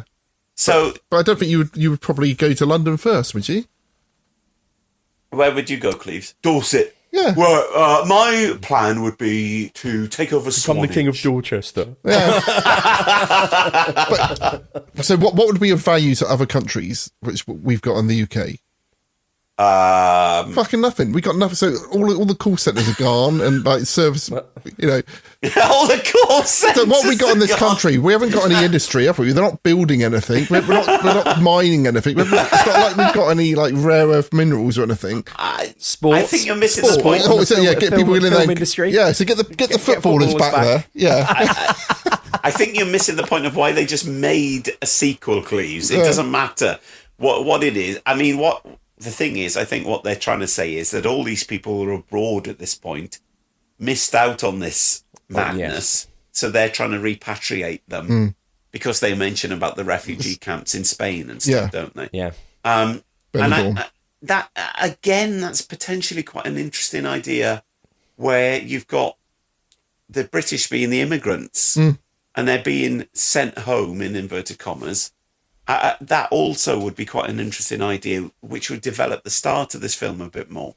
I feel like they would be sent back and then forced into like clearing the place up. That's the kind of thing which the Americans will probably get us doing. But more likely these days, yes. Yeah, but like why would other countries go and clear it out for us so that we can then go back and?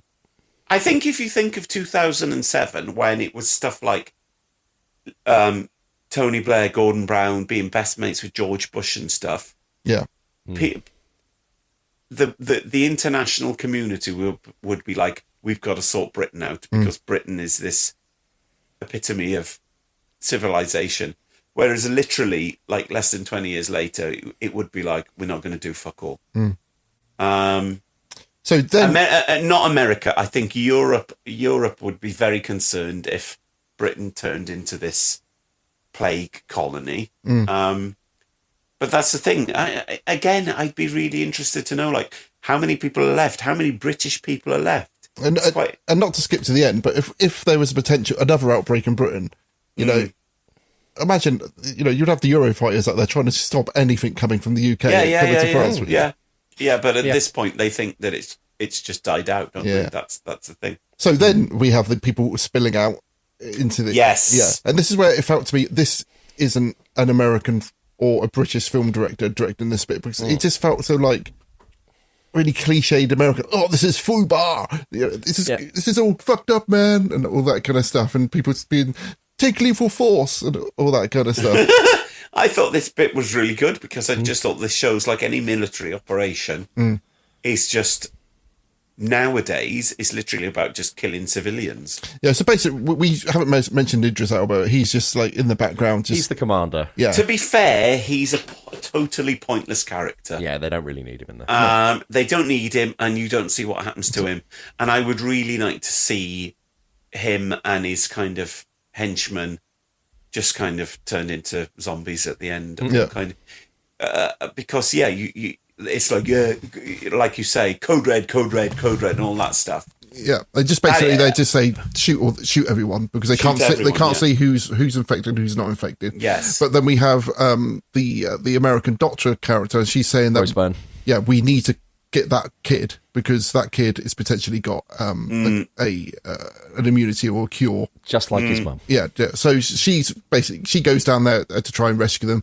Jeremy Renner, because he's a nice man, decides I can't start shooting innocent people even though they might be infected, and I'm in the military, and that means not following orders. Yeah, and he goes down and he sort of finds the kids and rescues them and gets them with a couple of other survivors who you think these people are going to get killed. Cannon fodder. One of them's an old lady who they make run, which I think is really harsh. She's like, oh my God, she's not going to last 10 seconds. You're making her an old lady run.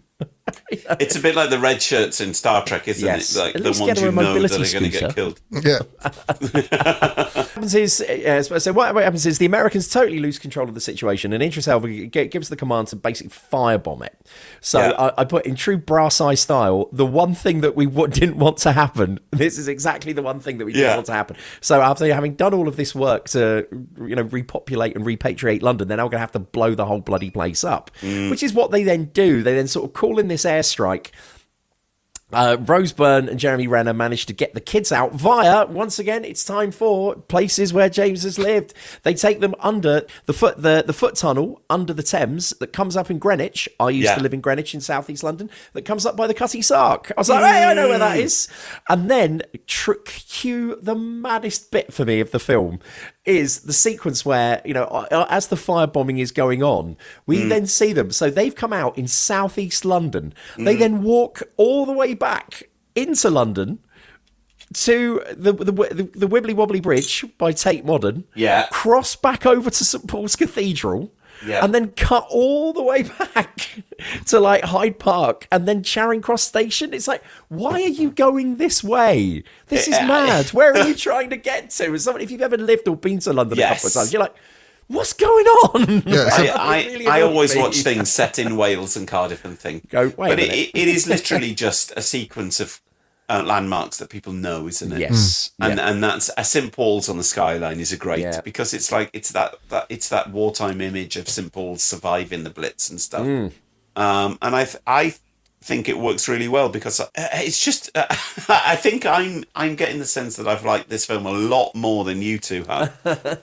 Made me laugh at this point is that it's these two pesky kids that are escaping that have basically caused it all anyway, and at no point no one says wait a minute to them like you fuck it, this is all your fucking fault.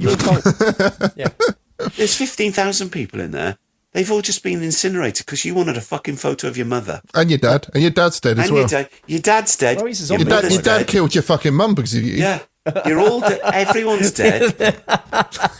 Dear Alex Garland, here is some script notes for you. Yeah. We didn't officially for this, but we don't need to say killer and just carry that one because he's the one we need. That's what they should have said.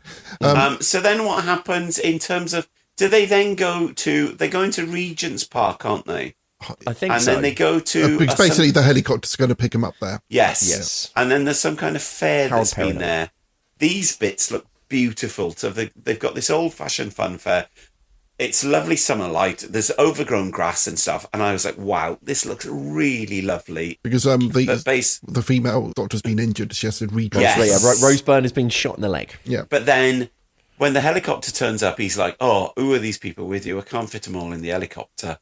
And then there's a man with them who is just one of those people that's going to be cannon fodder. And just jumps on the helicopter anyway. He jumps onto the helicopter, and then the man in the helicopter can't control the helicopter. I'm not sure why. He just freaks out, doesn't he? He goes wild, but then he gets it back under control, and he chops up all the zombies, which I loved. Because we haven't mentioned that zombies have now pursued them. The ones that didn't get killed by the firestorm and broke out have now just been like running through London. Oh yeah. Yes. So even though there's only like 30 of them, they've now managed to come to exactly where they are in the huge sprawling metropolis of London. They have come to exactly where they are, and it said, and Harold Perrineau just goes, "Let's do this!" And then angles his helicopter and chops them up with his helicopter blades. Yeah. So I really, really like this sequence. I remember thinking at the time it was quite shit, but actually now in retrospect, a lot of the effects in this part look really good. But did you know this whole bit was based on an accident that happened in the Late Breakfast Show where...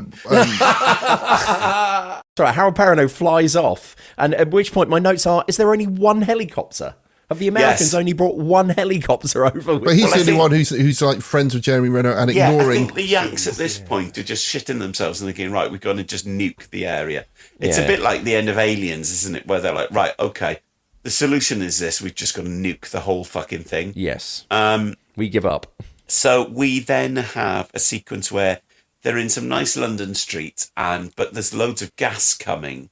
They run and get into a Volvo, which is a really nice Volvo estate, a V60, I think. And then they stop the gas coming in the Volvo, but then the zombies come and bang on the windows, and they're vomiting blood on the windows. And then, but then there's soldiers coming behind them with flamethrowers, and you're like, where have these guys been? Finally, at fucking last, I've seen these fuckers in The Thing. And again, it just happened to be in the same street as where they are. Yeah. I've seen these fuckers in The Thing where they're burning a fucking Alsatian to death, but they're not here in this fucking film. So then they're in the car, and the car won't start, obviously, because it's been sat there for 28 weeks, which is however long. It's probably how long my car was sitting at during lockdown as well, actually. But then Jeremy Renner, and I don't remember any of this part, and I was like, what the fuck's he doing? I don't remember this part. He gets out and he starts to bump start the car, and then as he's running away, as the car goes away, he's kind of running. He gets kind of incinerated. Yeah. And I was like, I don't remember any of this. I remember, and it's that interesting thing where you have memories of the end of a film where they get to Paris, but I'm wrong. Yeah. And he's dead. And I was just like, that's right. He's like, do you think that was? Do you reckon that was the last Burning Man stunt? Because we used to see those all the time, and it used to be like every film had to have a man who was staple. A man was on fire. And if any on like TV shows, if anyone was talking about stunt work, they would always do two things.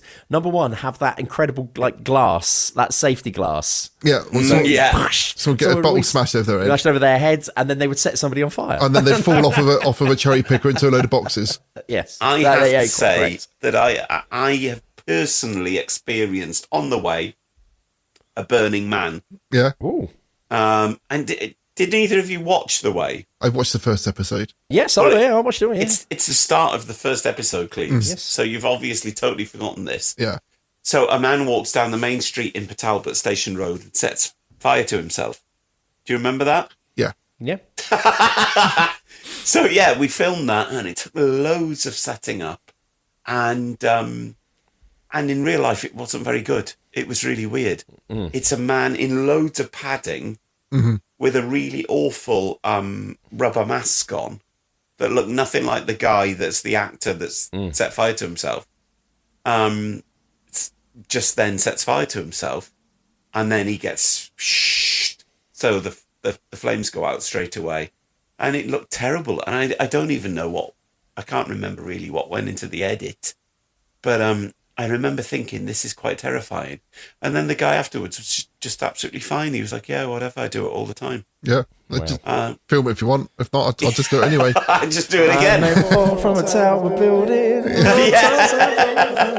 I used to love that song, James. Because it made Eastwood look so fine. Brilliant. Great opening sequence. So then they drive off then. I think I've run out of notes now. They drive off to a Millennium Stadium. No, they don't, please. They go to Charing Cross. They're being strafed by a helicopter. Then they drive down into the tube station. Is it Charing Cross, James? It is. Once again, where, because from my time of living in southeast London, you get the overground train into Charing Cross. I was like, I've been in that tube station many times. Wobbling free. And again, very, very weird that they then come all the way back into central London. To Charing Cross. And then we get probably the other sequence that when they were planning this film out, they probably came up with let's do the night vision sequence. Yes. As they then decide to go down into the tube, there's still lots of dead bodies down there. They can't see where they're going. No, so at this point, they can't see where they're going, so they have to use the night vision. And for me, I found this. I find this unwatchable. A bit like the sequence in the first one with the taxi when they're going through the tunnel and there's all the dead bodies in there.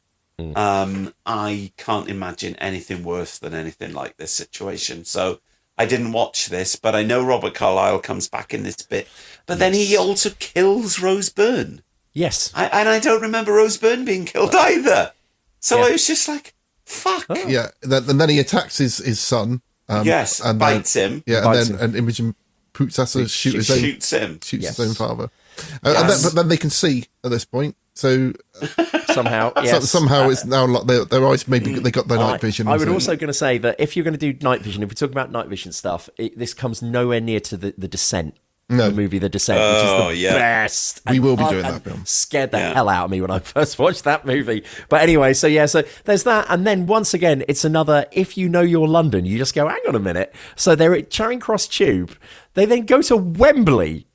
Yes. That's like 15 miles away. Wembley, yeah. I know that Wembley is really far out of London. It's in Wembley. Cross, the absolute centre of London. Yes. So do you think, did they walk along the lines? Yeah, because you could get the Jubilee line up there, but still the walk, it would be days if you couldn't see where you were going. Yeah. Okay. The implication is that they're doing it underground. I would shit myself. I don't want to do that. Hey, look, we've all seen old Mind the Gap. What was it? Deathline, haven't we? I did think there could have been a Deathline crossover there. This, for me, is not how I'd spend the post-apocalypse. I would be the one that basically went and stole a Rolls Royce. Yeah. And then basically just drove to a really nice hotel. Yeah. Still loads of nice clothes. And Yeah. Just live like there. The Omega Man. Yeah, everyone's dead. I don't care. People are twats anyway. Get all your favourite paintings, put them in your apartment, John. Yeah. I drove into Cardiff the other day and 2 men called me a beep that out for if my mother does still listen. I drove into Cardiff the other day into Grangetown to do a job and 2 men called me a 2 other drivers. And I was like... Perceptive, aren't they? Society is on the verge of breaking down in this country because from the top down, there is no authority or sense of... just what's right. I watched an old man the other day who must be in his 60s eating a takeaway and throwing all of his litter on the floor. And I just thought, these people should be locked up now. Is that when Helen's parents came to stay? as Alan Partridge once said, I just hate the general public. It's true, James. And this film, for me, sums it up. Basically, introduce them into Canary Wharf and then incinerate them. I'd ride my motorbike around Buckingham Palace at the beginning of James Herbert's 48. So we're almost there at the end. So where are we? Yeah. So we're in Wembley. We're there. They've let the grass grow. Yeah, I like that. I like the long grass of the stadium. That was There's some fairly dodgy green screen at this point, but it doesn't look too bad. And then they get on the helicopter with the nice man. Harold Brown. And then they fly off. And then you see them looking at London. And I looked it up. You can fly a helicopter from Wembley to Paris on one tank of fuel. Yeah, of course you can. It's probably not that far, is it? How far is it, Cleves? I'm not sure, but you'd have to be a big military helicopter. You couldn't. Yeah. Well, also you don't have to get. Paris is a little way in. You've only just got to clear the channel, haven't you? Yeah, So, yeah. The Germans nearly got there in 1914, didn't they? So yeah, basically, you see the White Cliffs of Dover, and then you see the boy looking out the window. For me, then that's the ending. Yeah, and he says, "Am I one of them?" And she can see, at a bad effect, you can see the blood coming into his eyes, and she lies to him and said, "No, no." But he is one of them. But he's also the same as his mum. That he's yeah. Now it's interesting that I had a quick look on IMDb for this one, and it did say that should have been the end of the movie. Him in the helicopter that's the end of the movie, James. Yeah. However, literally like a week before the film was due to be released, they decided that the director decided he was going to go and film that bit in Paris. So he got like 5 special people, and they shot it without. So that's my favourite bit. There you are. Shit, Cleves. I love the idea that it carries on. It really fucks me off, and it fucked me off at the time. It fucks me off now. And that's what I didn't like about it. I always I think when we did 28 Days Later, I said I really like the idea because of being Great Britain that you would just absolutely isolate these islands, and you would just go, that's it, they're quarantined. Yeah. So I think the minute that you're going, oh, it's got abroad, you think, no, really spoils it for me. You've lost what's made it special. Now you've got a zombie with a beret. You follow these characters from the start. You want them to escape. And then you have this badly filmed, tagged on thing. Yeah. Where it's just like, oh, now they're in Paris. And you're like, oh, okay. For fuck's sake. Yeah. It's just a really disappointing ending. Okay, so before we get to the scores then, here's what some of you said over on Blue Sky. Make sure you're following us there. We are at General Witch. And once again, Ross, is also doing more on Instagram, also at General Witch1.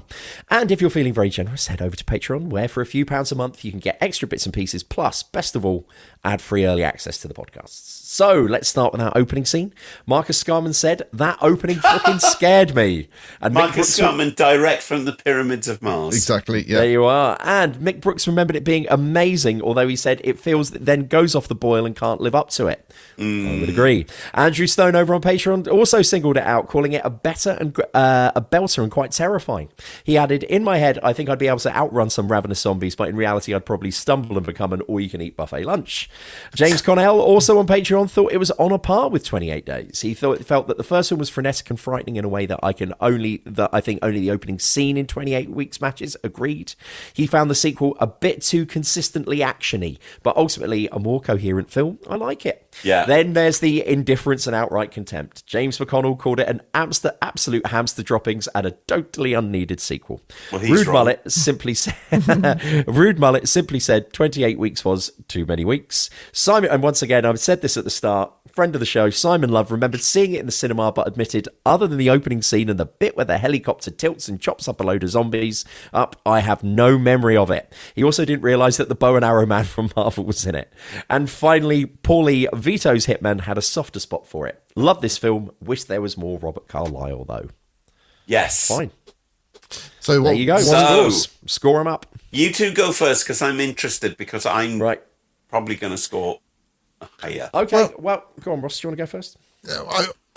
I still prefer it to 28 Days Later. I think 28 Days Later, like you said, John, it's got an excellent beginning. I just love the whole bit of wandering around London on his own.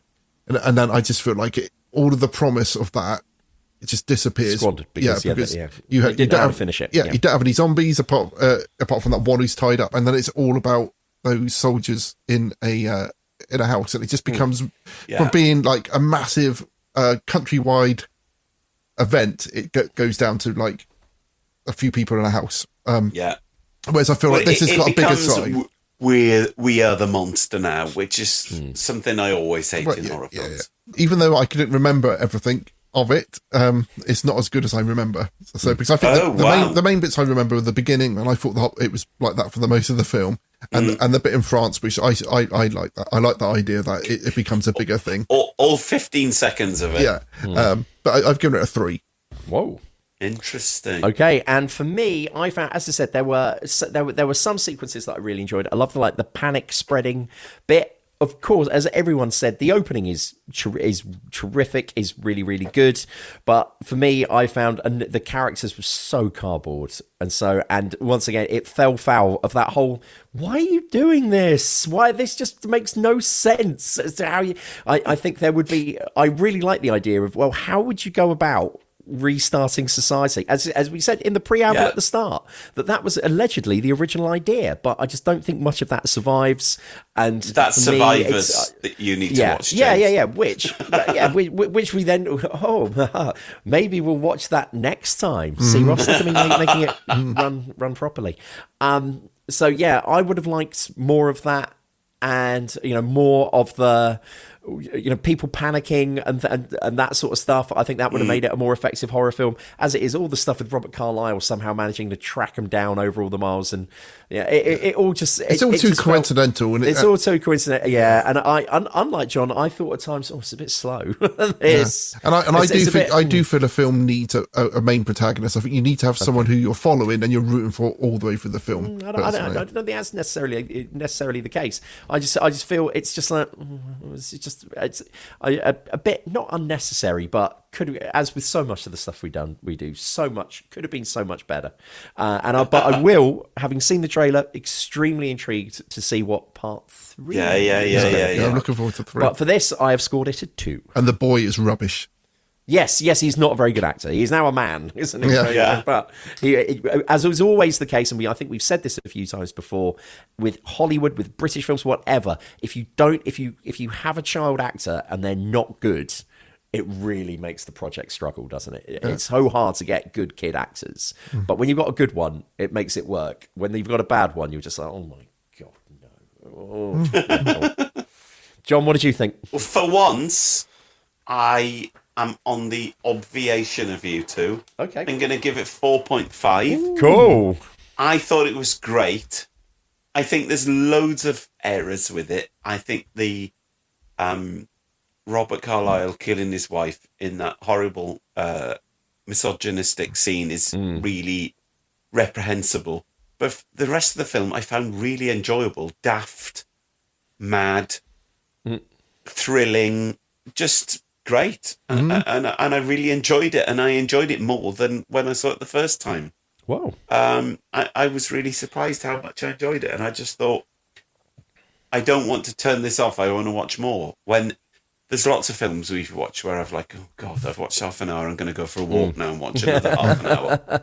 Whereas this is like, it's really slick. It's quite modern. I mean, it's how old is it now? 18 years old, 19 years old, something like that. This is mad, isn't it? Yeah. I mean, any film which is like that old and got computer graphics in I feel like it dates. For me, it's like it's too old to have computer graphics. I think the CGI in it is actually really good in lots of cases. I really like the fire when it was like that looks really blue, good. And then the fire was coming in. It looked great. I think there's other bits a bit like when I watched. Is it called Monsters? The director is Welsh. Yes, Gareth Edwards. Yeah, lovely guy. Rogue I One. interviewed him once for the BFI. But yes. he told me at the time when he made Monsters that all the kind of renders for planes and stuff are online, and you can just download them copyright free and just make them and put them into your film, and that's how he did Monsters. That's a bit kind of what I felt like a bit with this. There was a Chinook helicopter in it, which I thought, God, that literally looks so fake. Yeah, you've just downloaded it. But otherwise, I thought apparently the helicopter the guy's flying changes model a couple of times. Oh, really? Yeah. I just think that the characters aren't really that important, and I don't really know. I mean, you're kind of rooting for the kids. But otherwise, you're just like, I just want more action with this film, and I think it delivers that really well. Amazing that the guy that directed it doesn't really seem to have gone on to do anything else. No, well, when they brought him out of retirement to make this one, because he was doing commercials and stuff. They brought him back to do this, and then he sort of like didn't make stuff, and he's just recently made a new film recently. Oh, okay. Yeah. Because, when you look at his Wikipedia or whatever, it's like there's like 4 things on there. And I think this is beautifully directed and really well shot. You know, there might be story inaccuracies, but the actual direction, editing, what's on screen looks really good. Yeah. It's not a badly made film. It's just there are kind of story threads that you're like, this guy having this AAA thing shouldn't be able to get into this lab, which is literally just in a porter cabin in a car park under Canary Wharf. I'm really looking forward to the new one. Yeah, I'm just worried that the trailer is so good with that poet, that Kipling poem.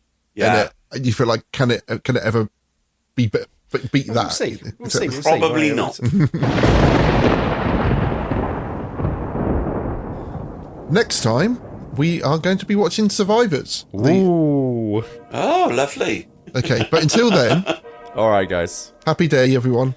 Love, light and peace. Thanks for listening as always, everyone. Take care. Bye. You have been listening to the General Witchfinders. Support the show and continue the conversation at patreon.com/General Witchfinders. Subscribe and spread the word at generalwitchfinders.com. Farewell, and don't have nightmares.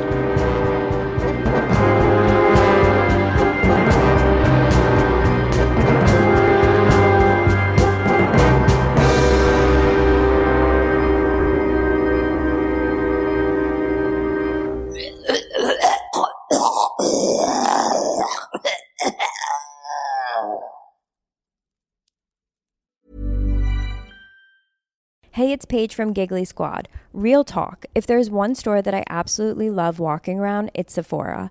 It's my total guilty pleasure.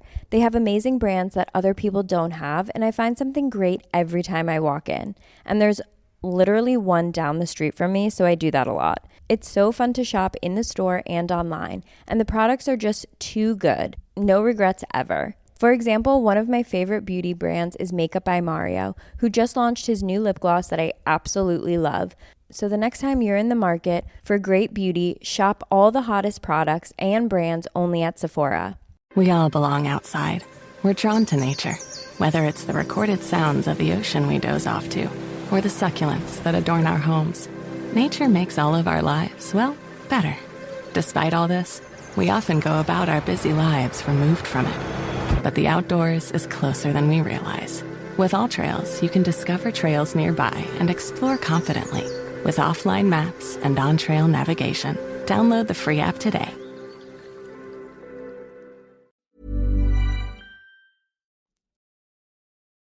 Wants me to start doing yoga.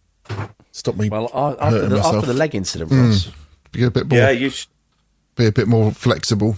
Yeah. You should, please. I'm fucked already. There's no hope for me now. We could do Broga together, online Broga. What the fuck is that? It's yoga for men. Have you got Darth Vader's helmet behind you, Cleaver?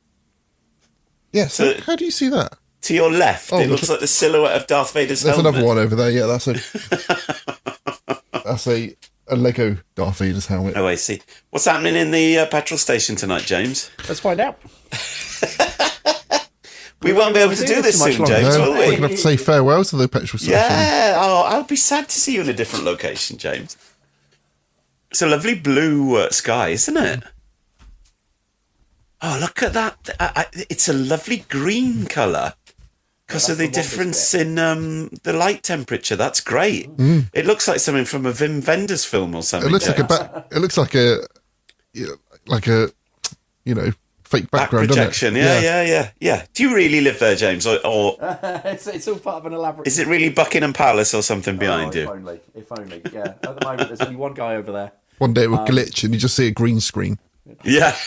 And the other thing that you can see is the blue Amazon locker there. That's where I get all my Amazon stuff sent to.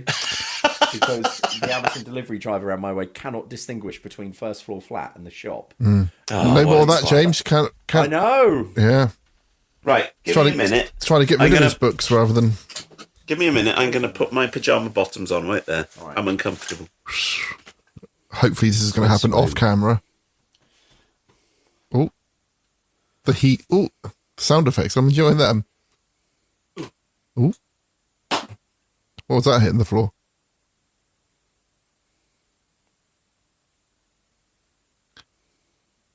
Do you have comfy trousers, James? I'm in shorts right now.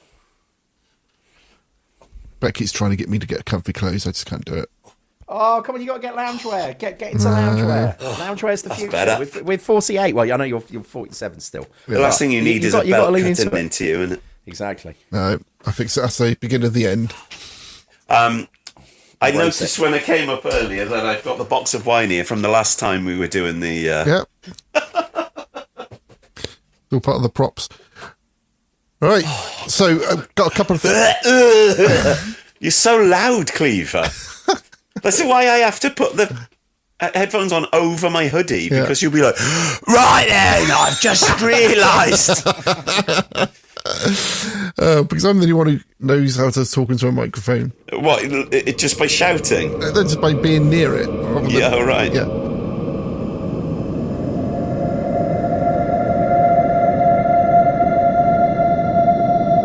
Is it true they're doing a new series with Daisy Ridley? Well, they're doing it. Well, Ross, you're going to have to cut this out. We'll put this at the end. James Star Wars update. What they are now doing, John, is they are doing a movie called Star Wars Starfighter with Ryan Gosling, which is set after the events of Episode 9. Now, what this would suggest is that what I think is happening is that Disney have gone...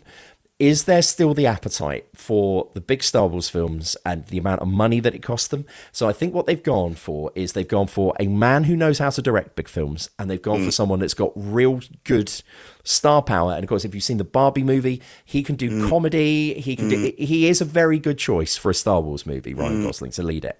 And I think they are waiting to see how this film does. And if this film does well, they will then do another one, and they will bring Daisy Ridley into it. Oh, I thought she was definitely in it. I think they can't get their heads around how to make it.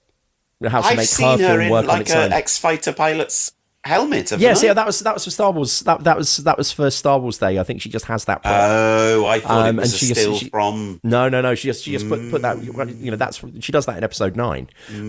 But I think she's just got that prop in her house.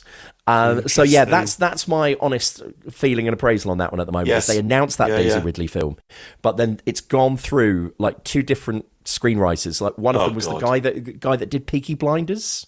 Oh. He was supposed to be writing it, Stephen Knight, and then was like, no, I can't do it. And I think the big problem is, again, please, Ross, put all this at the end. What you need to do is that too many people are treating it with too much reverence. Yes. They're going in and they're like, they want to satisfy everybody and they want to go, I want to. And you can see that Disney are going, you need to make this a 4-quadrant movie. This needs to be a movie that kids want to see, that old fans want to see, that parents want to take their kids to see. You know, this needs to appeal to everybody, and it's too big. It's too big for people to whereas things like Andor, which is brilliant, they've gone, this is for an older audience. And Skeleton Key, I just want to see a Darth Vader film where he's like killing loads of people. And that may yet happen, John. Yeah, I think that would be great. that may yet happen. Or just there a may Darth be Vader film where he's like walking around smashing stuff up. That's all I want to see. That was the Frankenstein film we watched. he did that a fair bit in Obi-Wan, in the Obi-Wan series, but anyway. But the effects in that were shocking. Okay. But anyway, that's Ross. Anyway, cut that out for that. Anyway.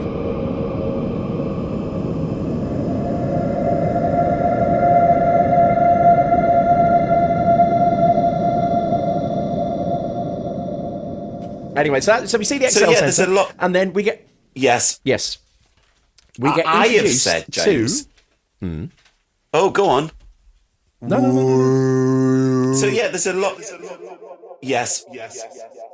I have said, James. Oh, go on. Anyway, so we see the Excel Centre, and then we get. Yes. We get introduced to. No.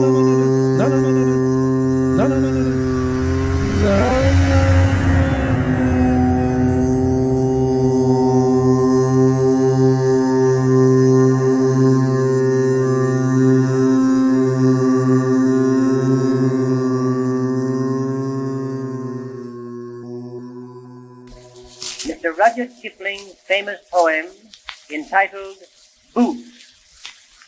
Those of us who have never been engaged in actual warfare have very little idea of some of its worst horrors, one of the most terrible being the agonized impression made upon the minds of the infantry soldiers during the long forced marches. Soldiers have been known to go absolutely insane with the everlasting sight of marching feet all around them. We're foot, slog, slog, slog, slogging over Africa. Foot, foot, foot, foot, slogging over Africa. Boots, boots, boots, boots, moving up and down again. There's no discharge in the war. 7, 6, 11, 5, 9 and 20 miles today. 4, 11, 17, 32 the day before. Boots, boots, boots, boots, moving up and down again. There's no discharge in the war. Don't look at what's in front of you. Boots, boots, boots, boots, moving up and down again. Men go mad with watching them. There's no discharge in the war. Count the bullets in the bandoliers. If your eyes drop, they will get atop of you. Boots, boots, boots, boots, moving up and down again. There's no discharge in the war. We can stick out hunger, thirst, and weariness, but not the chronic sight of them. Boots, boots, boots, boots, moving up and down again. There's no discharge in the war. Tain't so bad by day because of company, but night brings long strings of 40,000 million boots, boots, boots, boots, moving up and down again. There's no discharge in the war. I have marched 6 weeks in hell and certify it is not fire, devil, dark, or anything but boots, boots, boots, boots, moving up and down again. There's no discharge in the war. Try to think of something different. Oh, my God, keep me from going lunatic. Boots, boots, boots, boots, moving up and down again. There's no discharge in the war. By the left, slow, march.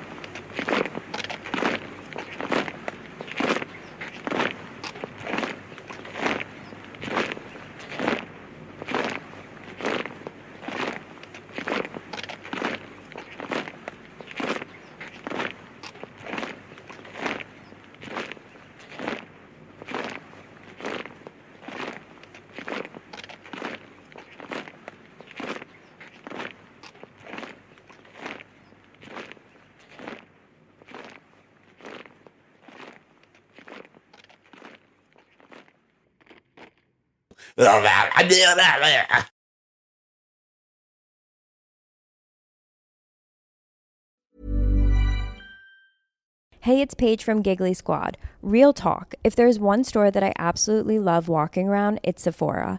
It's my total guilty pleasure. They have amazing brands that other people don't have, and I find something great every time I walk in. And there's literally one down the street from me, so I do that a lot. It's so fun to shop in the store and online, and the products are just too good. No regrets ever. For example, one of my favorite beauty brands is Makeup by Mario, who just launched his new lip gloss that I absolutely love.